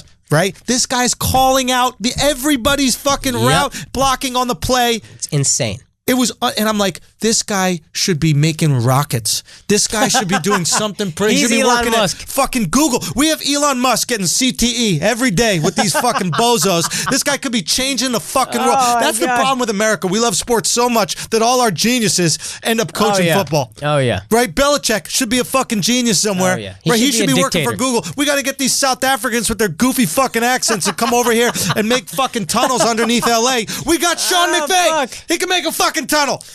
He's making room for fucking Gurley every single week. You don't think he can fix traffic? Oh, man. It was impressive, though. Oh, what a fucking waste. Anyway, I think it's them, man. I really think it's them. Offensive line is crazy. Defensive line is crazy. Receivers are good. Quarterback is good. Corners are good. Like, they're going for it, and they look like they're ready. LA does not deserve this sports. No. LA does not deserve this fucking dynasty of all sports they're about to walk into in the next couple of years. Oh, yeah, you're right. The Lakers are going to be good. The fucking Rams are going to be good. I wonder, I don't watch hockey really that much, but I wonder how the Kings are doing. They won a championship recently. They won a Stanley Cup recently. In the last 5 years, I think. I mean, the Dodgers are always up there. Yep. They don't deserve it. They don't. And they don't deserve it because they don't care enough. No, they don't. If there's one team they seem to ride hard for, I will say it's the Dodgers. Lakers, I think they ride for. None of them are real fans, right? It's all fucking Instagram models in the front row. Nobody really cares about the Lakers. I remember we saw an Instagram bitch that was on Guy Code at the Clippers game. I was like, is this bitch sitting courtside? Oh, yeah. She don't know what the fuck is going on. I got no clue. I think it was Playoff the same game. chick that used to fuck Russell Wilson. No, maybe. But I remember she tweeted, and this is when we were all of us on the same show. She tweeted, "I'm taking a much-needed vacation," and then Andrew quote tweeted it, "Ha ha ha ha ha ha." I did. I'm a motherfucking asshole. He a wild one. Who was it? Which one was this? Julianne or whatever, Julia Kelly, something like that. Oh yeah. Yeah. Yeah, that's right. Yeah, it was hilarious. And she wouldn't even like kiss guys before they were boyfriend or girlfriend or some weird shit. Yeah, something nuts like that. I'm like, oh my God, you're going to get a loser as a boyfriend. And she's always tweeting about how upset she is and things not going well. Ain't nobody want to hear that. Yeah. You're a hot girl. Things are going great. They're going fucking great, dude. Wait, do we have an ad this week? Because I got pissed. Shit. We had 2. Oh, I'm so glad you said it because I got pissed. Thank you for reminding me, man. I was so concerned with Alex's freedom. I forgot about money that we have to make. Damn. Eden, you gotta what's it called in an ad in the beginning, okay? Anyway, I just want to say thank you so much. I want to say thank you so much to Blue Chew for their continued support of Flagrant 2. But I also want to say you're welcome. I also want to say you're welcome to all the dudes out there chewing these chicks down, man. I cannot tell you the feedback that I fucking get every single time I do a show. I got dudes and chicks coming out. They come out with their girls. They bring their girl out. And their girl is the one that gives me the breakdown of how it went. It's not a fucking game, bro. It's not a fucking game. This Blue Chew is the truth, okay? And there's shorties out there, they're getting chewed down fucking bubble gum, man. That's what's happening over here. Blue fucking Chew, okay? Always ready. It don't matter. Always ready. Always got a clip ready, filled to the top, okay? Not that little shit that goes into the Glock, the banana clip, okay? The Rambo clip, the one that's curved like the Arabian sword. Cock that shit in there, let that shit spray. That's the Blue Chew, okay? Chewable. Remember that. Not swallow, chewable. You know when a chewable works twice as fast, right? You ready to go. Get it. Hung. Hit it up.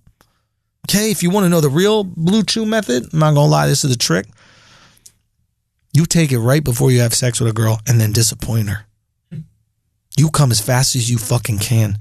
She's up there upset, angry, pissed off, but you just keep her there for another 19 minutes and 30 seconds.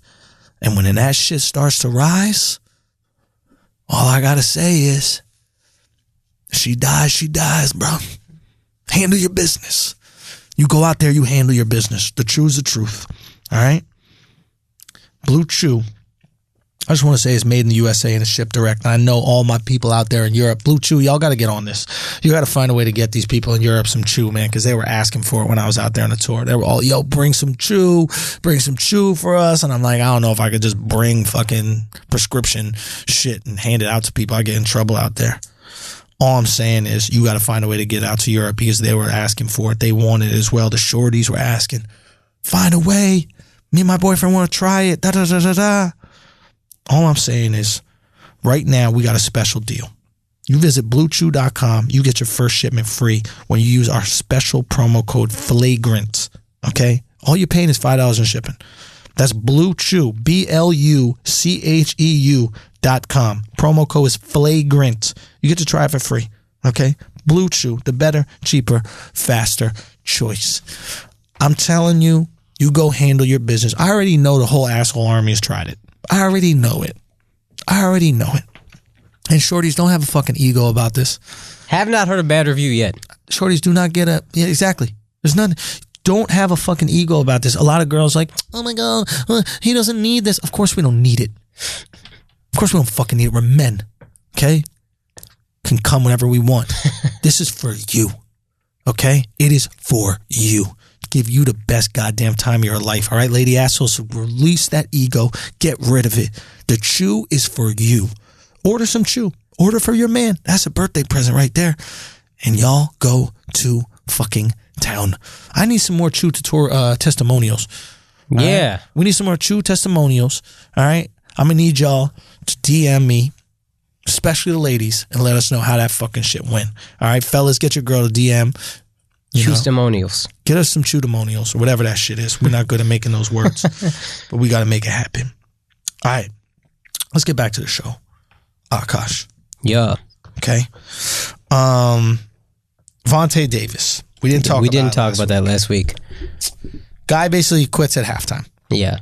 Everybody makes this huge deal out about it. Everyone's pissed. Why, how could you let your brothers down? Right. How could you, first of all, these are not your brothers. These are your fellow employees. Right. Okay, you are getting paid to hang out with these people and play with these people. You're not doing this out of the kindness of your heart. You're not doing this out of passion. If you take a hit in a football game that makes you feel like you don't want to play football anymore, then stop playing football, okay?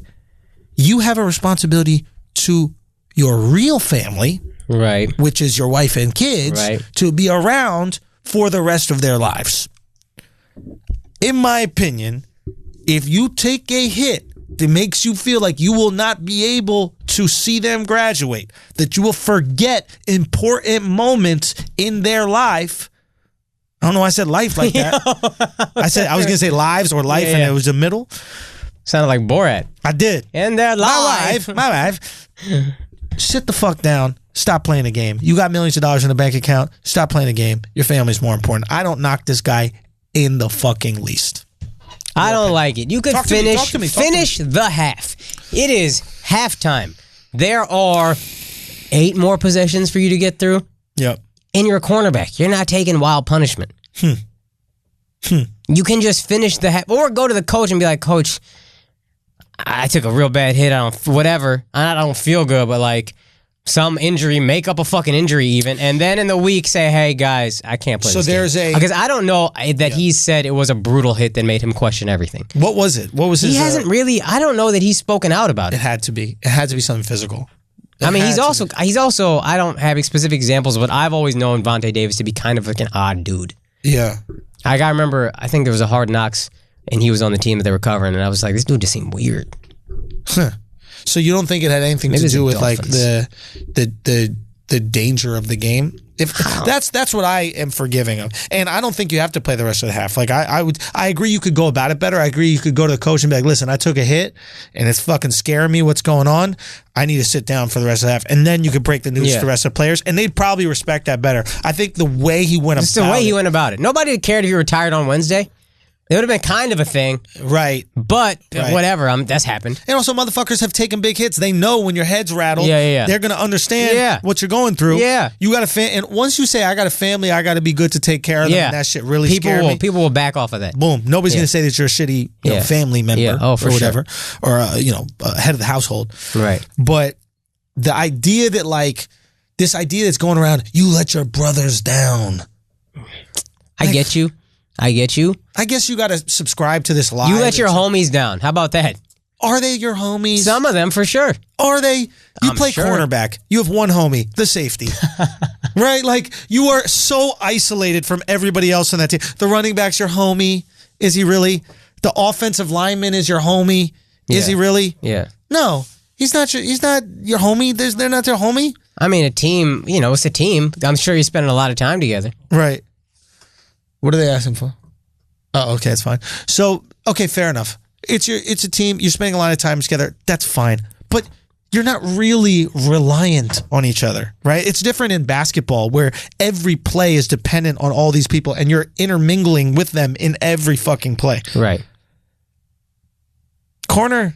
Yeah, but you're practicing together all the time. I mean, listen, you're hanging out. You just don't quit at the fucking half is all I'm saying. What if you seriously when feel people like say your that life shit with Le'Veon Bell been holding out, and when his teammates are like, "That's my brother," blah, blah, blah, it's like he didn't come. He never came. You should have known. He's holding out for money. Quitting at halftime is a real odd time to quit. It's a real odd time. That's what I'm saying. Some real shit must have happened.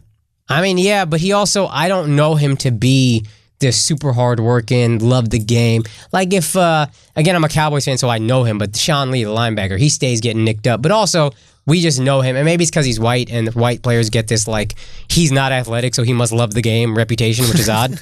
But I know him to love the game. Right. And if he at halftime was like, yo, I can't do this, it would be like, what the fuck is going on? Yeah. Some crazy shit must have happened. Nobody's saying that about Vontae Davis. He doesn't have that same reputation. Huh. And maybe there's a racial bias there, but I've always, and I can't think of exact stories, but I've always just known Vontae Davis to be kind of an odd dude. Right. And not really like a love the game type of guy. I think he was a high draft pick too. And he just didn't really pan out. All I'm saying, it's not that crazy given how violent a sport it is.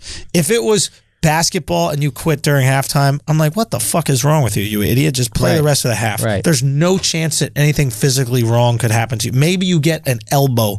Maybe you tear your ACL. You're still going to see your kids graduate with a torn ACL. For sure. You're not going to shoot up your family fucking CT. He might have taken a rough hit, but I just also, when do cornerbacks really get their bell rung? Like, son, all the time. You see them happen when they make a tackle and they end up hitting the guy's fucking knee or something like that. Enough. Or they have, enough. if you're, especially like safeties, when you're hitting somebody coming across the middle, that hurts you just as much as it hurts them, bro.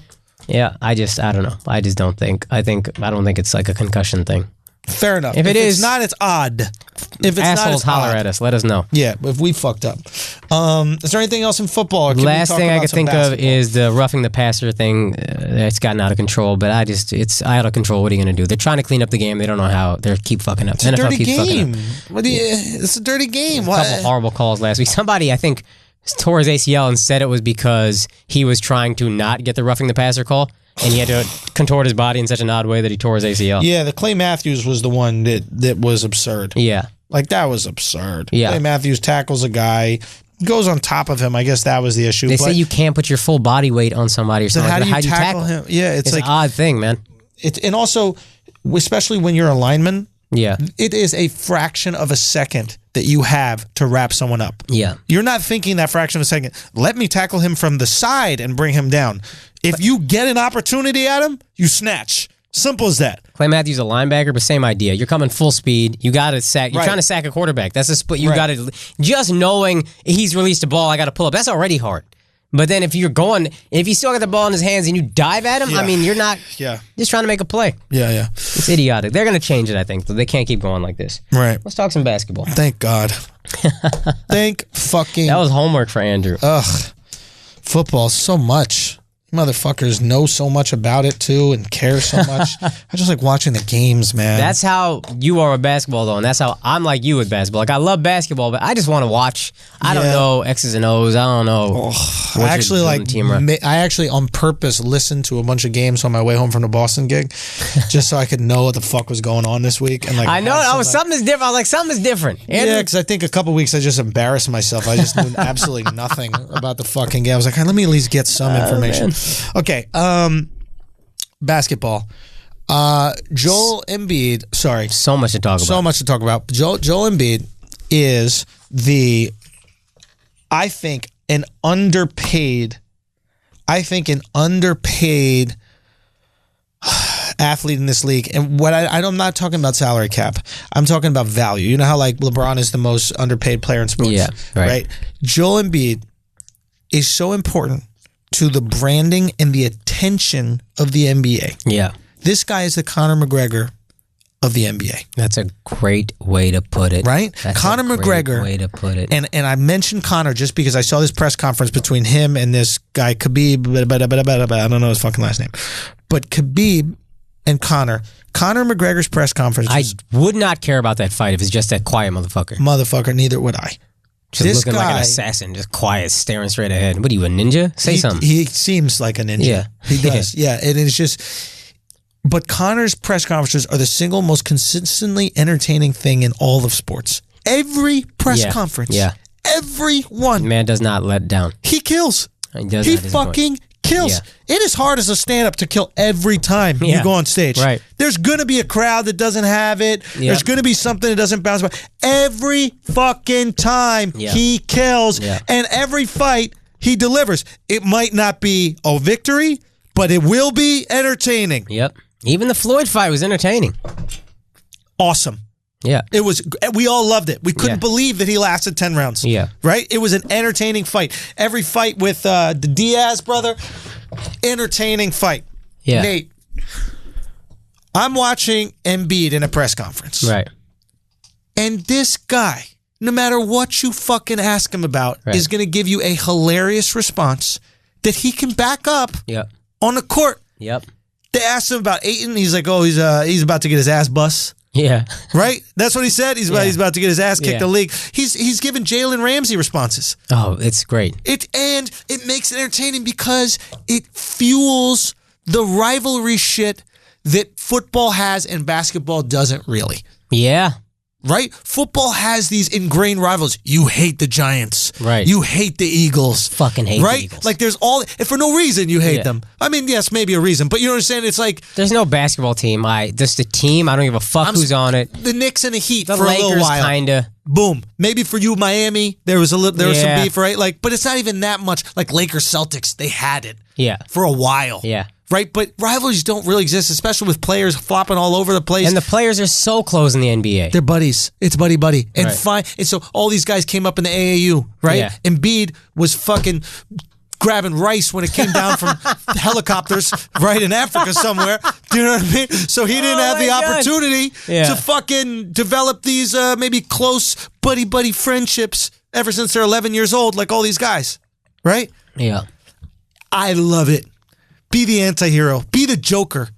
Everybody talks about the dynamic duo of Batman and Robin. The dynamic duo is Batman and the fucking Joker. That's great. Robin is nothing. No, you need a villain. Get the villain. Embrace the villain. And Draymond does it, but Embiid is better at it and better as a player. Draymond wants to be liked too much. Yeah. I think Draymond wants to be buddy with everybody. That's why he's able to be in a fucking house, in Mark Cuban's house or some shit, or be locked up in the house. Remember when they were like trying to... That's why he was... This is why... That wasn't Draymond. I'm not talking about Draymond. I was thinking about, what's his face? DeAndre? Yeah, DeAndre. No. Sorry. Draymond definitely embraces it. He definitely embraces it. He's just not as funny. He's not as funny and he's not as good. He's very good at his thing. Yeah. He's not elite in a aspect of the game that is sexy. And it's somehow likable when Embiid does it. His accent, his goofy fucking I guess you wouldn't think. It's like an improv. Like you go to watch improv and you don't think it's going to be funny, so it's funny. I don't ever feel that way with improv. Okay, It gives me good for anxiety. you. That's why people laugh, though, I think, because the bar is very low. But it's frightening. Joel Embiid the bar is very low. I didn't even know this motherfucker spoke English. Yeah, and he also has that he talks like he has like gigantism. Do you know like doesn't he talk like when like a Marvel character grows too big? Like you ever seen like a Marvel character like become like 100 feet tall and like the voice goes from "Hi, my name is whatever" to "Hello, my name is Thanos." Right? He has that same voice, that just weird fucking voice. We're like, why don't you just talk regular, bro? Like, what's going on? He's too big. It's too big. Yeah. Everything adds to it, and he's speaking with like a American vernacular with an accent. That's always great. Funny. It's like when my mom in her Scottish accent would say, "Mad cool." Yeah. You know what I mean? She'd say these like, "Oh, right, it's so swaggy. Yeah, you got a lot of swag." You know, she'd say these things, and it was funny. He's doing it. He's going at everybody. He's not afraid to back it up on a court. Nope. And he's weirdly aggressive in the way he talks, but the least physically aggressive on the court. You never see him engage physically. Yeah. Right? Like somebody like tries to foul him hard or like push him and he always puts his hand up. He's like, "What are you doing?" Like, what? Yeah. He like claps in their face like, "Yeah, I'm under your skin." Yeah. He's also, I thought about this, his tweets were always kind of like self-deprecating a little bit early on. Like he didn't just come in talking shit. Like remember he'd have the trust the process tweets or whatever. Like he'd be tweeting at other athletes like, "Yo, LeBron, come play here," or whatever. It's like he's just smart and it's refreshing. Yeah. No athlete is openly tweeting to big free agents, especially when he wasn't even good. "Hey, come over here." Yeah. Hashtag trust the process. It's just a funny thing all these fans are saying, and like he just hops on. Yeah, he's playing one-on-one against people on the fucking street. Like he just gets it, man. He's just fucking good. He's just savvy. He is savvy. Yeah, he knows. Dude, he's one of these young athletes that knows how to work social media. Yep. He works it like a rapper. Yeah. Like, you know how 50 Cent is 6'9"? Yeah. Find ways to like get the internet in a frenzy. Yeah. Dude, what 50 Cent is doing to Busta Rhymes right now is so fucking funny. I haven't even seen it. Oh my God, bro. It is hilarious. Dude, I gotta show you. He has him and Busta are like beefing. Right. Which could be like the most meaningless beef in the history of That's what I'm saying. Of rap. But he has he got a picture of Busta about to take a sip out of a drink and he opened his mouth like a fucking great white shark to get this straw in for some reason. Dude, I have no clue why it's so funny. I have no clue how he was able to get this. I was fucking crying. Look at the picture right here. Right? Wait for it. And then he gets the video. Dude, 50 Cent must spend 18 hours a day on the internet. on Instagram. That's all he is on here. Look at this. Bro. Oh, man. Just drunk Buster. Drunk fucking Buster. I don't know how that beef started. 50 just went at him? I don't know. These guys, I have no fucking clue. All I'm saying is he is an asset to the fucking league, man. He is. And as somebody who talks about sports every week, knowing that Embiid is... He's the dream guest.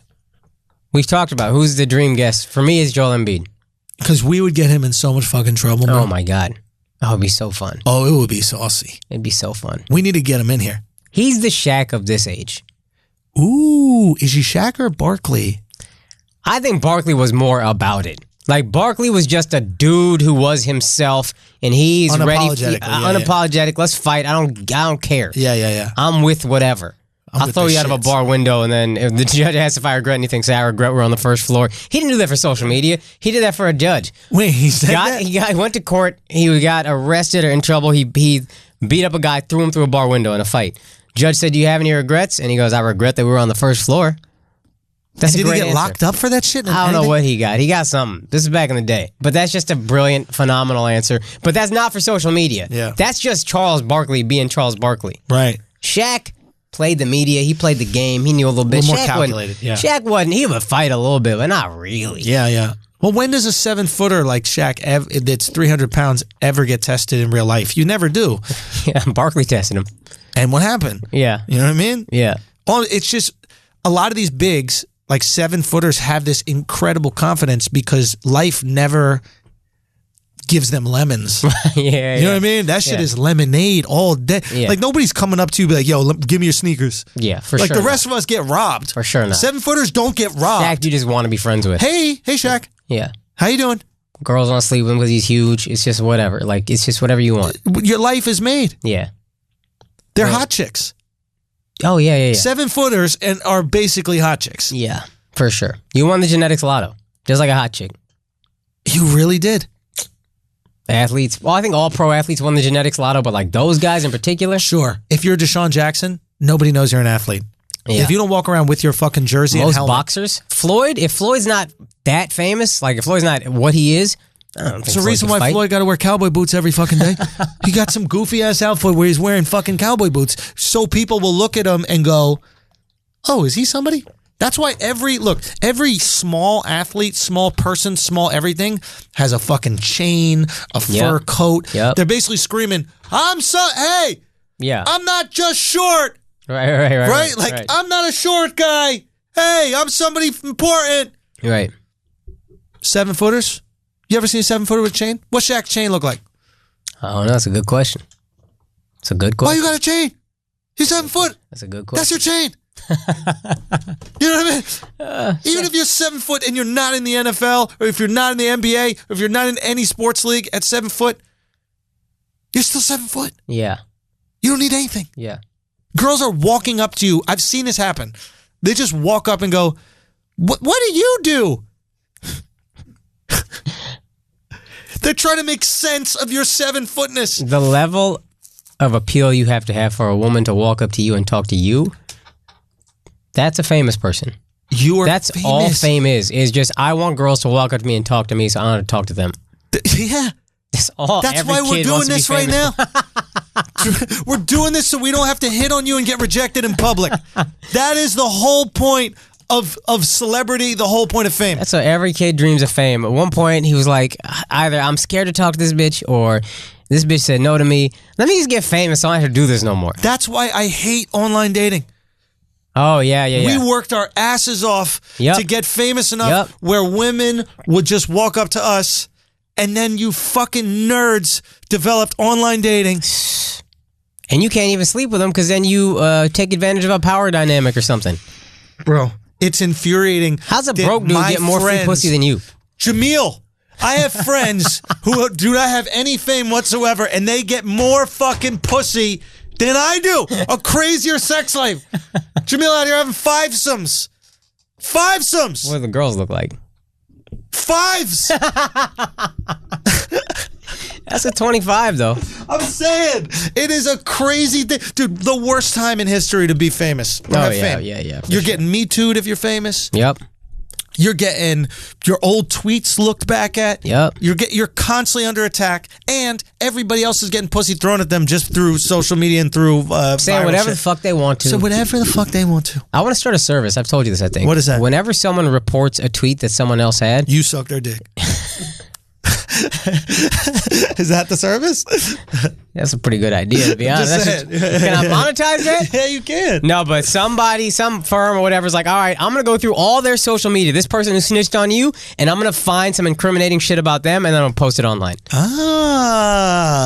So nobody's safe. Nobody's safe. You want to call somebody out, you better be squeaky clean. Well, that's why I wasn't that upset when Republicans started calling out liberals on their past tweets. Oh, yeah. Right, because it was just liberals calling out Republicans on their past tweets, right? And it was they weaponized Twitter to like take people down. Yep. Right, and then all of a sudden, some of these conservatives started calling it, like that director James Gunn. Yep. And all these liberals, their shit started getting taken down. And the reason now it sucks that these people who are more or less innocent had their fucking livelihood and careers taken away. That being said, what it did is establish mutually assured destruction. Yep. It's you got nukes. Yep. I got nukes, fam. What's good? That's a very brilliant way to put it. Right? And mutually assured destruction. That's everything really calmed the fuck down. Yep.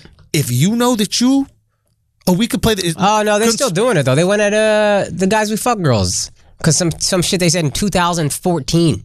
Right. Did anything happen to them? They dealt with some shit. I was on their podcast. I didn't know what happened. I was just on it, and then they were talking to me. I was like, what the fuck? Some stuff. They were just trying to be funny and didn't work or whatever. Right. 5 years ago now, almost. Right. You're going to bring up some... Stop it. Just stop it. What? That means they're popping. Oh, dog, front of the New York Post. That means they're popping. Yeah. But that's ridiculous. It's ridiculous. They're looking at your past to it's take you down. Racist. Shut the fuck up. Those girls are dope. Shout out to Corinne and Christine. I gotta go listen to what it is. My assumption is I always try to judge people on intent, not interpretation. And intent was to be funny, and it didn't work. Exactly. Whatever. So as a comedian, I'm judging you on intent because my intent is always to be funny when I say shit, and sometimes it don't work. Exactly. But if your intent is malicious, then I'll be like, what's good? Yeah. Like that's the thing with people who aren't comedians. When you say shit that's fucked up and you're not a comedian, well, what else would your intent be? I think just trying to be funny. No, I'm saying non-comedians. No, I'm saying even them trying to be funny, sometimes but it don't work. they are. Sometimes they're just trying to be dicks. Right, true.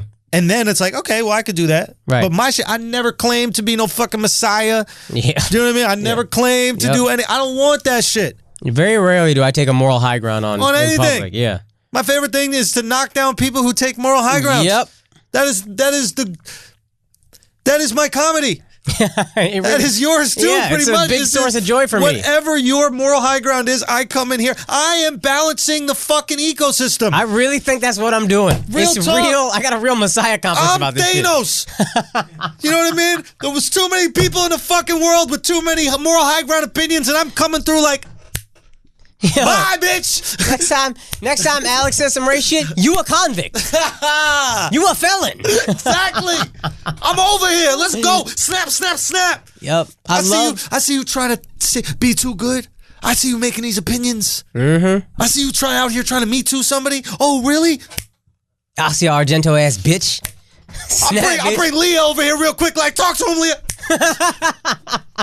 You know what I'm saying? I'm ready to go. My favorite thing, I said this to you, is seeing fraudulence exposed. Woo! That's my favorite thing on earth. Woo! It brings me actual Woo! joy. I had to start humping the air when you said that shit. I had to start deep stroking the air when that fraudulence get exposed right here. There you go. I'm snapping right into the mic so y'all can hear exactly. That's the thing. I got all the stones. I'm coming for you fucking moral high ground pussies. Pack that top. We good? Any other sports? No, for real, that shit gets me charged up, bro. I love it, man. And there's so many times on Twitter where I don't, like my saved tweets, fire. My saved tweets fire, bro.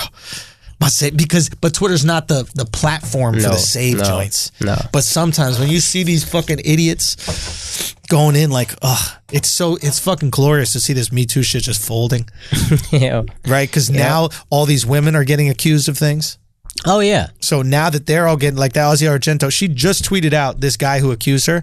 He was about to go on this Italian radio station, and she goes, we're watching you. If you say anything, it's going to be hell. Isn't that silencing a victim? Ooh. Remember when you weren't supposed to silence victims? Remember when we were supposed to listen to all victims and believe all victims? Well, you know what, bitch? Let me tell you, you just got snapped.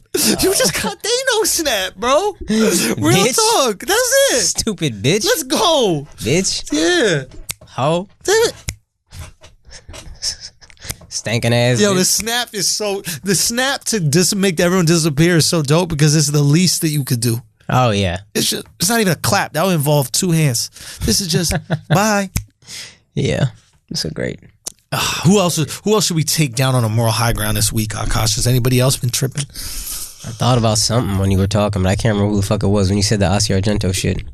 I had a white girl in Brooklyn tell me my jokes, and then there was some weird shit happened before I got on stage. The host actually apologized to me after I got off because I was like, I don't know what happened to y'all before my set. It was doing well, but it was like an odd vibe the whole time. Right. And then I was talking about my girlfriend, so I'm obviously complaining, and but it's not funny on stage to be like, I love her with all my heart. I did that on Guys We Fuck. That's the cuck time. This ain't cuck time. So then I was like, I don't know what happened before I got up here. And then this white girl was like, we just don't like sexist jokes. And then I just look at her and I go, this white bitch.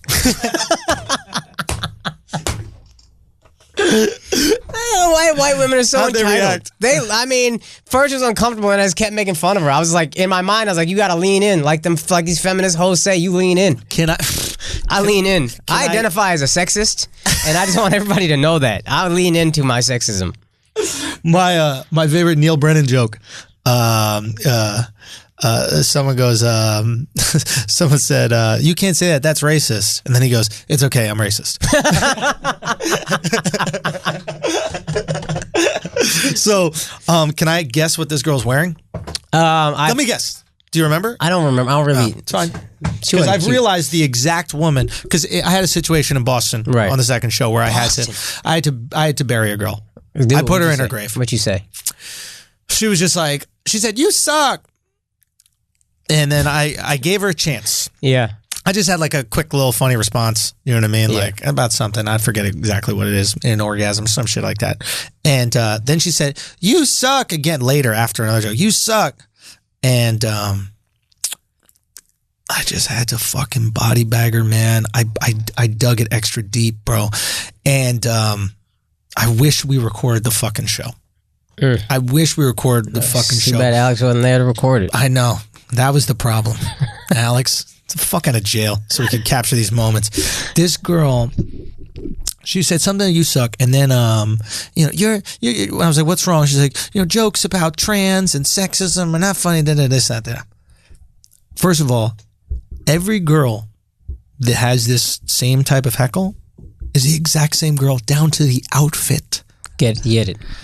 It's a flowy blouse to cover their frumpy body, right? It's never a girl in good shape that complains at a comedy show. Okay. Never an attractive woman. No, definitely not attractive. She's not that. It's like things are going okay in her life, so she doesn't have to be offended by it. Right. It's a frumpy kind of pyramid framed white woman. It's a flowy blouse up top. There's some like jeans, tight, kind of like dark jeans, dark so they look a little bit more slimming. Always a white girl with brown hair usually. And like the most basic, boring looking white girl you could imagine. Right. Like not the cover, but like the fourth page in for like a fat girl clothing catalog. Do you know what I mean? Like some girl holding like her hip, but like there's a lot of like she's holding her hip in the way you. But it's palm not a really basketball. going around the exactly. hip. It's just sitting it's on just there. On there, yeah, like, on like a ledge, like when you put your hand on a horse, dude. Just the way you clean an elephant. You're just slowly wiping it down, but you're not really getting to the other side. So, and I just knew it exactly. And now it's happened enough where I have this girl fucking down. Right. And I was just like, I forgot exactly what I started saying, but I was like, listen,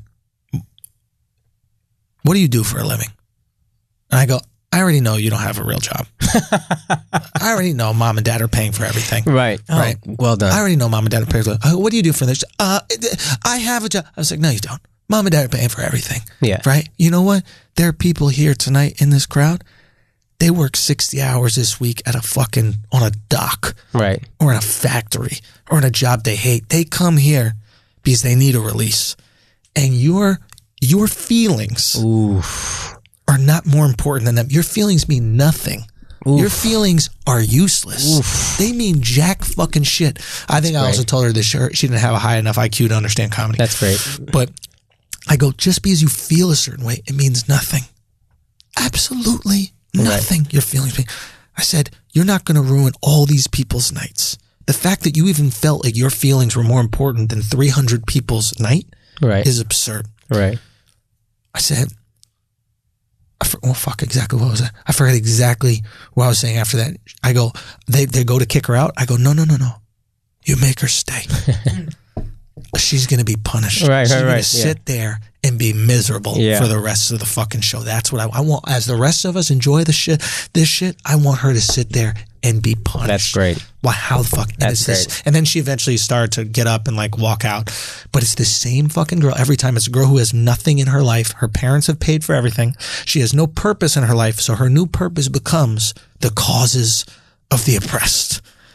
She's taking on other people's struggle because she has no struggle in her life. It's just miserable. It's just a miserable life. That's it. She get a dog, get something, get purpose. You won't care about jokes that everybody's laughing at. Have a baby, you feminist asshole. Just honestly, if feminists would start having kids, they shut right the fuck there'd be up. No issue. It's real. I don't got time for none of them shit. got kids.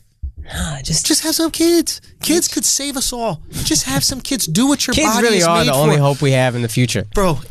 Your body is built for something. Let it have it. You will find joy and happiness from this. I promise you, you will. Okay? It will be way more. It will be way more joyful than your blog. Shitty blog. That'd be too creative for her. She probably works at like.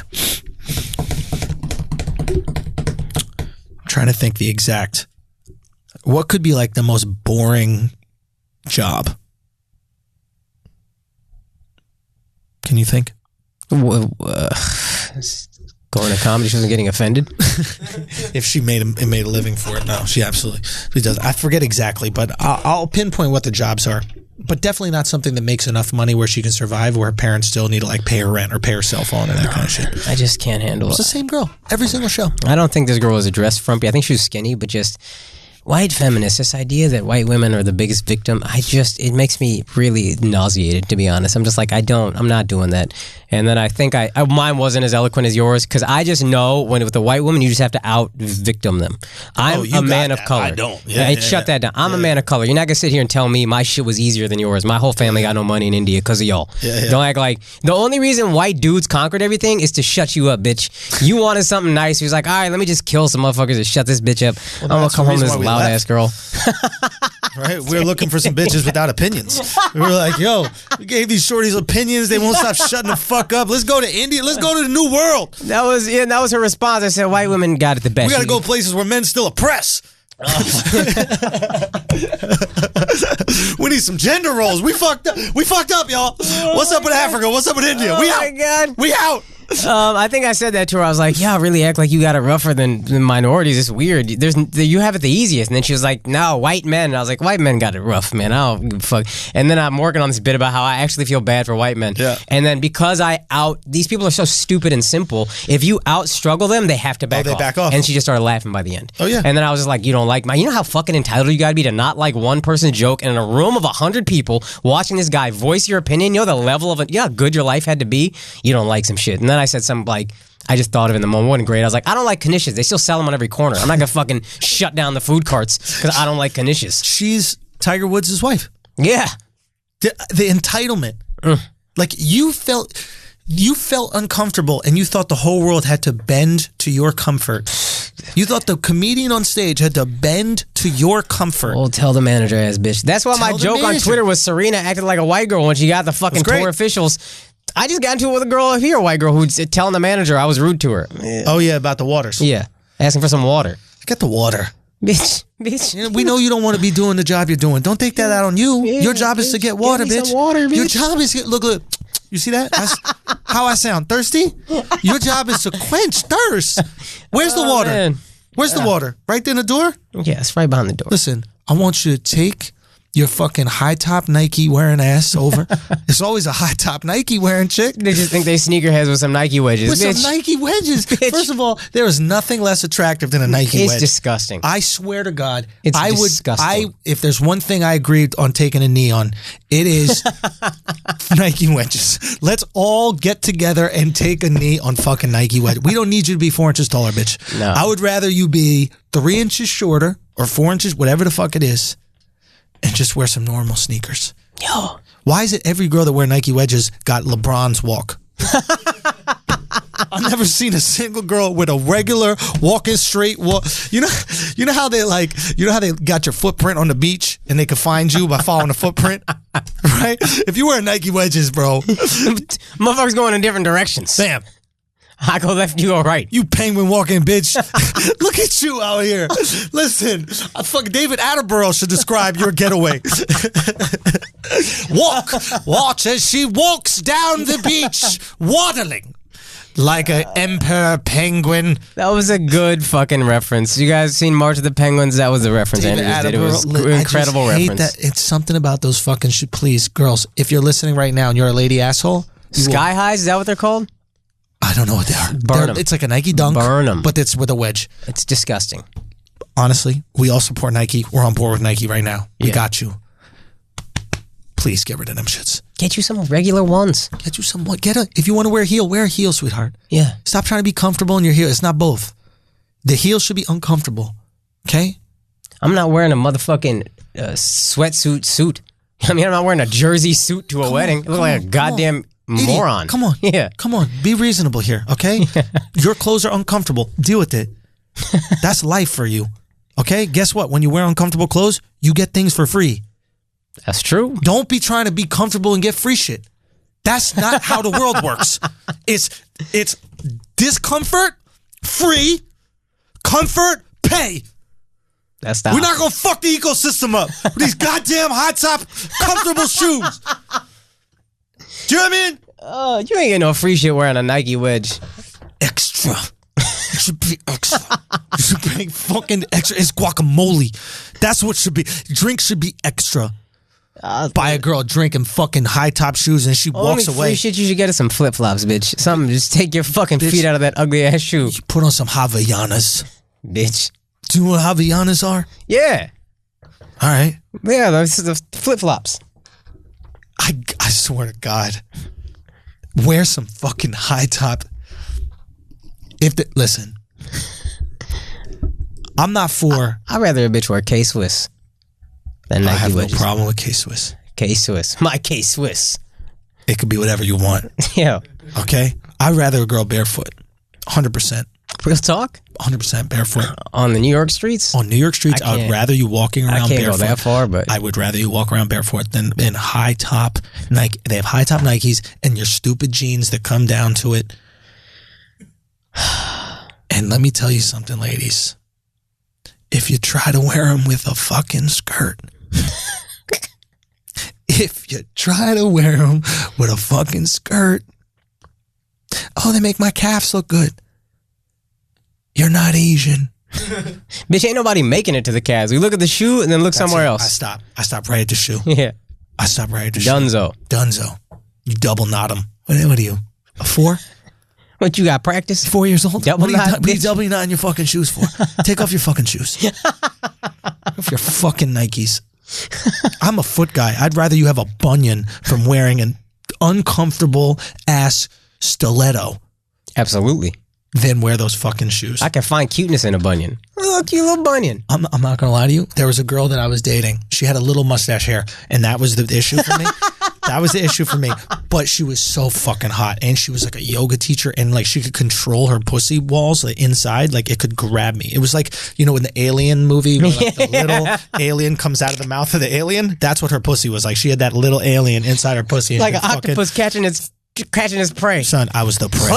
It latched on, son. It was unbelievable. And she could like lock it and then unlock it, lock it, unlock it. It was crazy. It was a Chinese fly trap with the fingers. You know what I mean? I tried to pull away. It just got tighter. I was like, all right. This girl She had a little hair on the lip, and I didn't have I didn't want to break her heart and tell her she had some hair on her fucking lip, and that was about. So I didn't even go with it. But the real deal breaker, one night out. Oh gosh, one night out. Right. This girl. Right. They were high tops, bro. She wore high top, and it wasn't even Nikes. It was like some Zara or some shit. Bitch. It was like off-brand. This bitch. Bro. Goofy bitch. I couldn't. And you know what? I don't know. I'm getting really nitpicky here. Listen, ladies, I'm not that nitpicky. Trust me. He is. I'm not. I'm nitpicky for wifey, but outside of wifey. Okay. Do you know what I mean? Yeah. I'm willing to, throw away some draft picks. Do you know what I mean? You know what I mean? Put it that way. Third, fourth rounders, let's take some risks. Let's roll the dice. Oh, fuck. She's in the fucking wedges, right? It's already bad. Right. Something's going on with the wedges. Right. Where it's leaning in. Oh, shit. Gosh. I didn't get out of the cab. It's overpronating ass bitch. I didn't get out. Why didn't you get out and open the door for me? Get in the fucking cab. You're embarrassing yourself. Okay? Dude, it was pronating Open in. the cab for you already leaning into the cab, bitch. What you talking about? You can't even walk. What you need? Oh gosh, it was a fucking problem. Yeah, you're looking like Simon Birch, bitch. You don't get in this fucking cab. Who's Simon Birch? I think it was a movie. I think the kid had fucked up legs. Bitch looked like early Forrest Gump. Oh gosh, she looked like young Forrest. You young Forrest looking ass bitch. Bro, she looked like she had. What's that disease that you polio? walk hard? Oh, I don't know. Polio? No, but the one where you walk like a dinosaur. You know the one. You know what I'm talking about? They walk back. Do you know? And your arms go like that. What is that shit called? Cerebral Jurassic palsy. Parkinson's? This motherfucker said she got Jurassic Parkinson's, son. Oh my god, bro. Bro, Jurassic Parkinson's is crazy. Oh, that's funny. No, but cerebral palsy. Okay. Cerebral palsy, whatever. Right. You know how they be walking hard, bro. Yeah. Like, hard, son. Like, that, hey, you need some boost technology to handle that stomp. Like, you can't stomp like that without some boost. You know what I mean? Bro, that's how, anyway, look, let me stop. Free Alexx. That's all I'm saying is free Alexx, bro. We out here, free Alexx. Oh my god! What are we at right now? About 2 hours. We have about 2 hours, and we need to start a new little thing in the beginning. You need another second half. Oh, I got to do that in the beginning. We got to like redo the beginning. Is that cool? All right, bet. So, I think we got to wrap it up, son. Anything else we need to talk about? Any other big football stories? I got the topic list. I mean, nothing crazy. You know what I mean? Right. Obviously, we got a couple things happening, but we Jimmy Buckets. You not believing it till you see it? Nah, I'm not believing it till I see it. Jimmy Butler. I mean, we could discuss it. Jimmy Butler coming to the Knicks. That's a Knicks fan mindset right there. I'm not gonna get too excited over nothing. I'm just not gonna get too excited. I think he should come. Come here. Black players don't get injured here. I just want to let you know. Black players don't get injured in New York. So, Jimmy, if you stay over there, Thibodeau is going to take all your fucking knee ligaments like he does with every single player that's ever played with him. He ready to roll. He ready to go. He's ready to go. But let me tell you something. New York Knicks, black players do not get injured. The last black player to get injured, I think Willis Reed. And he played. Oh. Remember he played? Yeah, he played. And he won. He won. Came out. That's y'all's hit greatest that moment. shot, sat the fuck down. Moment. That's what happens when you're a player that deals with injuries here in New York. You win. I want you to know that. I want you to understand you're safe here. Your body is safe here. Your body's protected here. Just come to the Knicks. I'm not going to talk about it anymore. All right, let's do. Literally, we'll take a minute. Okay, go. 3 more topics. Go. Andrew Wiggins, Steven Jackson. Whose side you on? Both of y'all shut the fuck up. Really? Stop it with this internet tough guy. Steven, you're a real dude. Steven a gangbanger. He a tough guy. You're a fucking real dude, Steven, and it breaks my heart to see you do this social media tough guy shit. You work at ESPN. You gonna see Andrew Wiggins. You don't gotta say nothing. You don't gotta be internet tough guy. You could just handle it when you see him. You're gonna see him. You're Steven Jackson. If you care that much about it, if you really want the smoke, don't handle this like a SoundCloud rapper. Handle this shit like you are. We know you're real. Here's why I like it. Because Steven Jackson knows he Can't fuck up his money. My man got a nice little thing at ESPN. He can tweet this out, and then when he sees Andrew Wiggins, you think Andrew Wiggins gonna say something to him? You think Andrew Wiggins gonna step to Steven fucking Jackson? Canadian Andrew Wiggins gonna step to Steven Jackson? Honestly, I'm gonna be honest with you. Andrew Wiggins is 6'7", in the best fucking shape of his life. Steven Jackson 40, B. I don't think Andrew Wiggins is scared of the smoke with Steven Jackson. I think Steven Jackson's got that old man strength, and he in the big three, so he in some kind of shape. I'm not saying Steven isn't. All I'm saying is Andrew Wiggins at the end of the day is a 6'7" physical specimen who probably is not going to be afraid of Steven Jackson, who's also in great shape as well. All I'm saying is it's not like you're talking to JJ Barea. You know what I mean? If JJ Barea is talking hot, and when he sees Steven, you're gonna have to answer to that. All I'm saying is for Steven Jackson to do the internet thuggery, to me, all he had to do is, hey, Andrew, you know, I wish you the best with your season. I hope we bump into each other and we can continue this talk. That's it. You don't got, I'm with the hands. I got all that. You a real dude. That's true. You a real dude. You don't need to do this. It vague and have been more effective. That's the thing. It is scarier vague, but we know that you're fucking real. Yeah. Like, nobody questions your gangster, bro. He's the Jay Prince of basketball. You the Jay Prince. If my man says something, I'm quiet. If he says stop, I'm quiet. Let's teach us the art of respect. That's why it broke my heart. It was like, please don't be a SoundCloud rapper. Please don't beef like a fucking SoundCloud rapper. Yeah, you please, right. You talking about he's old school. Then be old school, please. Yeah, you right. That's valid. Because what that says to me when you're beefing on the internet about it, all that says to me is you're not going to do shit. Right. And you're maintaining the facade, right? Yep. The real old school shit is just see him in the ESPN, check him. You don't even got to punch him. Just go up to him, check him, and then the story will go around. Yeah. Steven Jackson went up to Wiggins. He was talking all that shit, and Wiggins pussied out, and everyone will hear about it. We'll have the story. Right. You right. That's all I'm saying. Anyway, my bad. Go on. Last two are Space Jam 2 and Elton Brand. What you think of those two stories? Elton Brand, GM of the Sixers now. Yo, shout out to Ned Cohen, man. You the real GM. Sorry you didn't get the opportunity, but we all know that you're going to be the one making the deals. You're going to be the one making the shit happen over there. That's my boy Ned, and we know what's really going on. So if you're still employed by the 76ers, I haven't checked. We all know that you're going to be the one that's really going to do it. Eldon's going to be the face of the organization. So Ned, keep doing your thing. We got you back. You know what I mean? You know, I like my behind the scenes guys. Okay, so Ned. We watch him, buddy. I trust the process. You are a big behind-the-scenes guy. I like my behind-the-scenes GMs. That's it, bro. That's your move. Behind the scenes. What do you think? Elton. I don't know, bro. The man got no experience that I know of. I liked him as a player. He seems smart, but like, I don't know. Go get back Hinkie. Yo, real talk. Hinkie put it all together. This man might be the guy. This man has some joy right now. That might be the guy. Nobody employing him.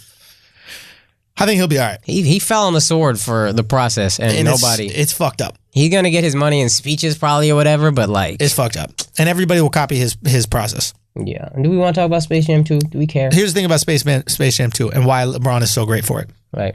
The reason Space Jam 1 was such a massive movie was not because it had Jordan in it. It was not because it was a basketball movie. The reason it was such a big movie is because girls liked it. Little girls liked it. Why did they like it? Because the music was phenomenal. Space Jam 1, of course, all the young kids, males, are going to go see it. Hell yeah. Because it's Michael Jordan. And That's I our love hero. Bugs Bunny. And we love fucking Bugs Bunny. It's everything we watch already. We're not playing Barbie dolls, but the movie had such good music. I wear my Space Jam cap all the time on the show. Yeah. It's girls that come up to me all the time. It's not guys. It's girls that go, oh my God, I love Space Jam. That's my favorite movie. I love it, love it, love it, love it. All the songs. Right. It's the songs. Right. And what athlete right now is more plugged in to music and constantly promoting music and talking about artists than LeBron James? If he's so plugged into music and promoting artists, he's like an A&R for one of these record companies. He could just get the female artists who want to fuck him, and it would be the greatest soundtrack ever. Beyonce on that, Rihanna on that. Rihanna been there. So what I'm saying is, he is so plugged in. I would not be surprised if he knew Space Jam 2 was going to happen. And he was like, let me start doing my music shit and getting involved in my music shit and really feeling out who's hot, who the people fuck with, so that I can get a good vibe ready for Space Jam 2. He should put Kyrie on the soundtrack. It's a flex on that little boy. Yo, when this movie outperforms Kyrie's Uncle Drew? Uncle Drew, Yeah. it's going to be the next fuck you. Yeah. Oh, You know yeah. what I mean? Like, They got Coogler to direct. I like Coogler. He did all the Coogler's Creed. a fucking beast, bro. Yo, he did Coogler's a fucking Black beast. Panther, Creed, Fruitvale Station. My man just hits. I thought Coogler's producing it. I didn't know he was directing. I thought directed. I thought I read directed. Maybe. But either way, he's a fucking beast.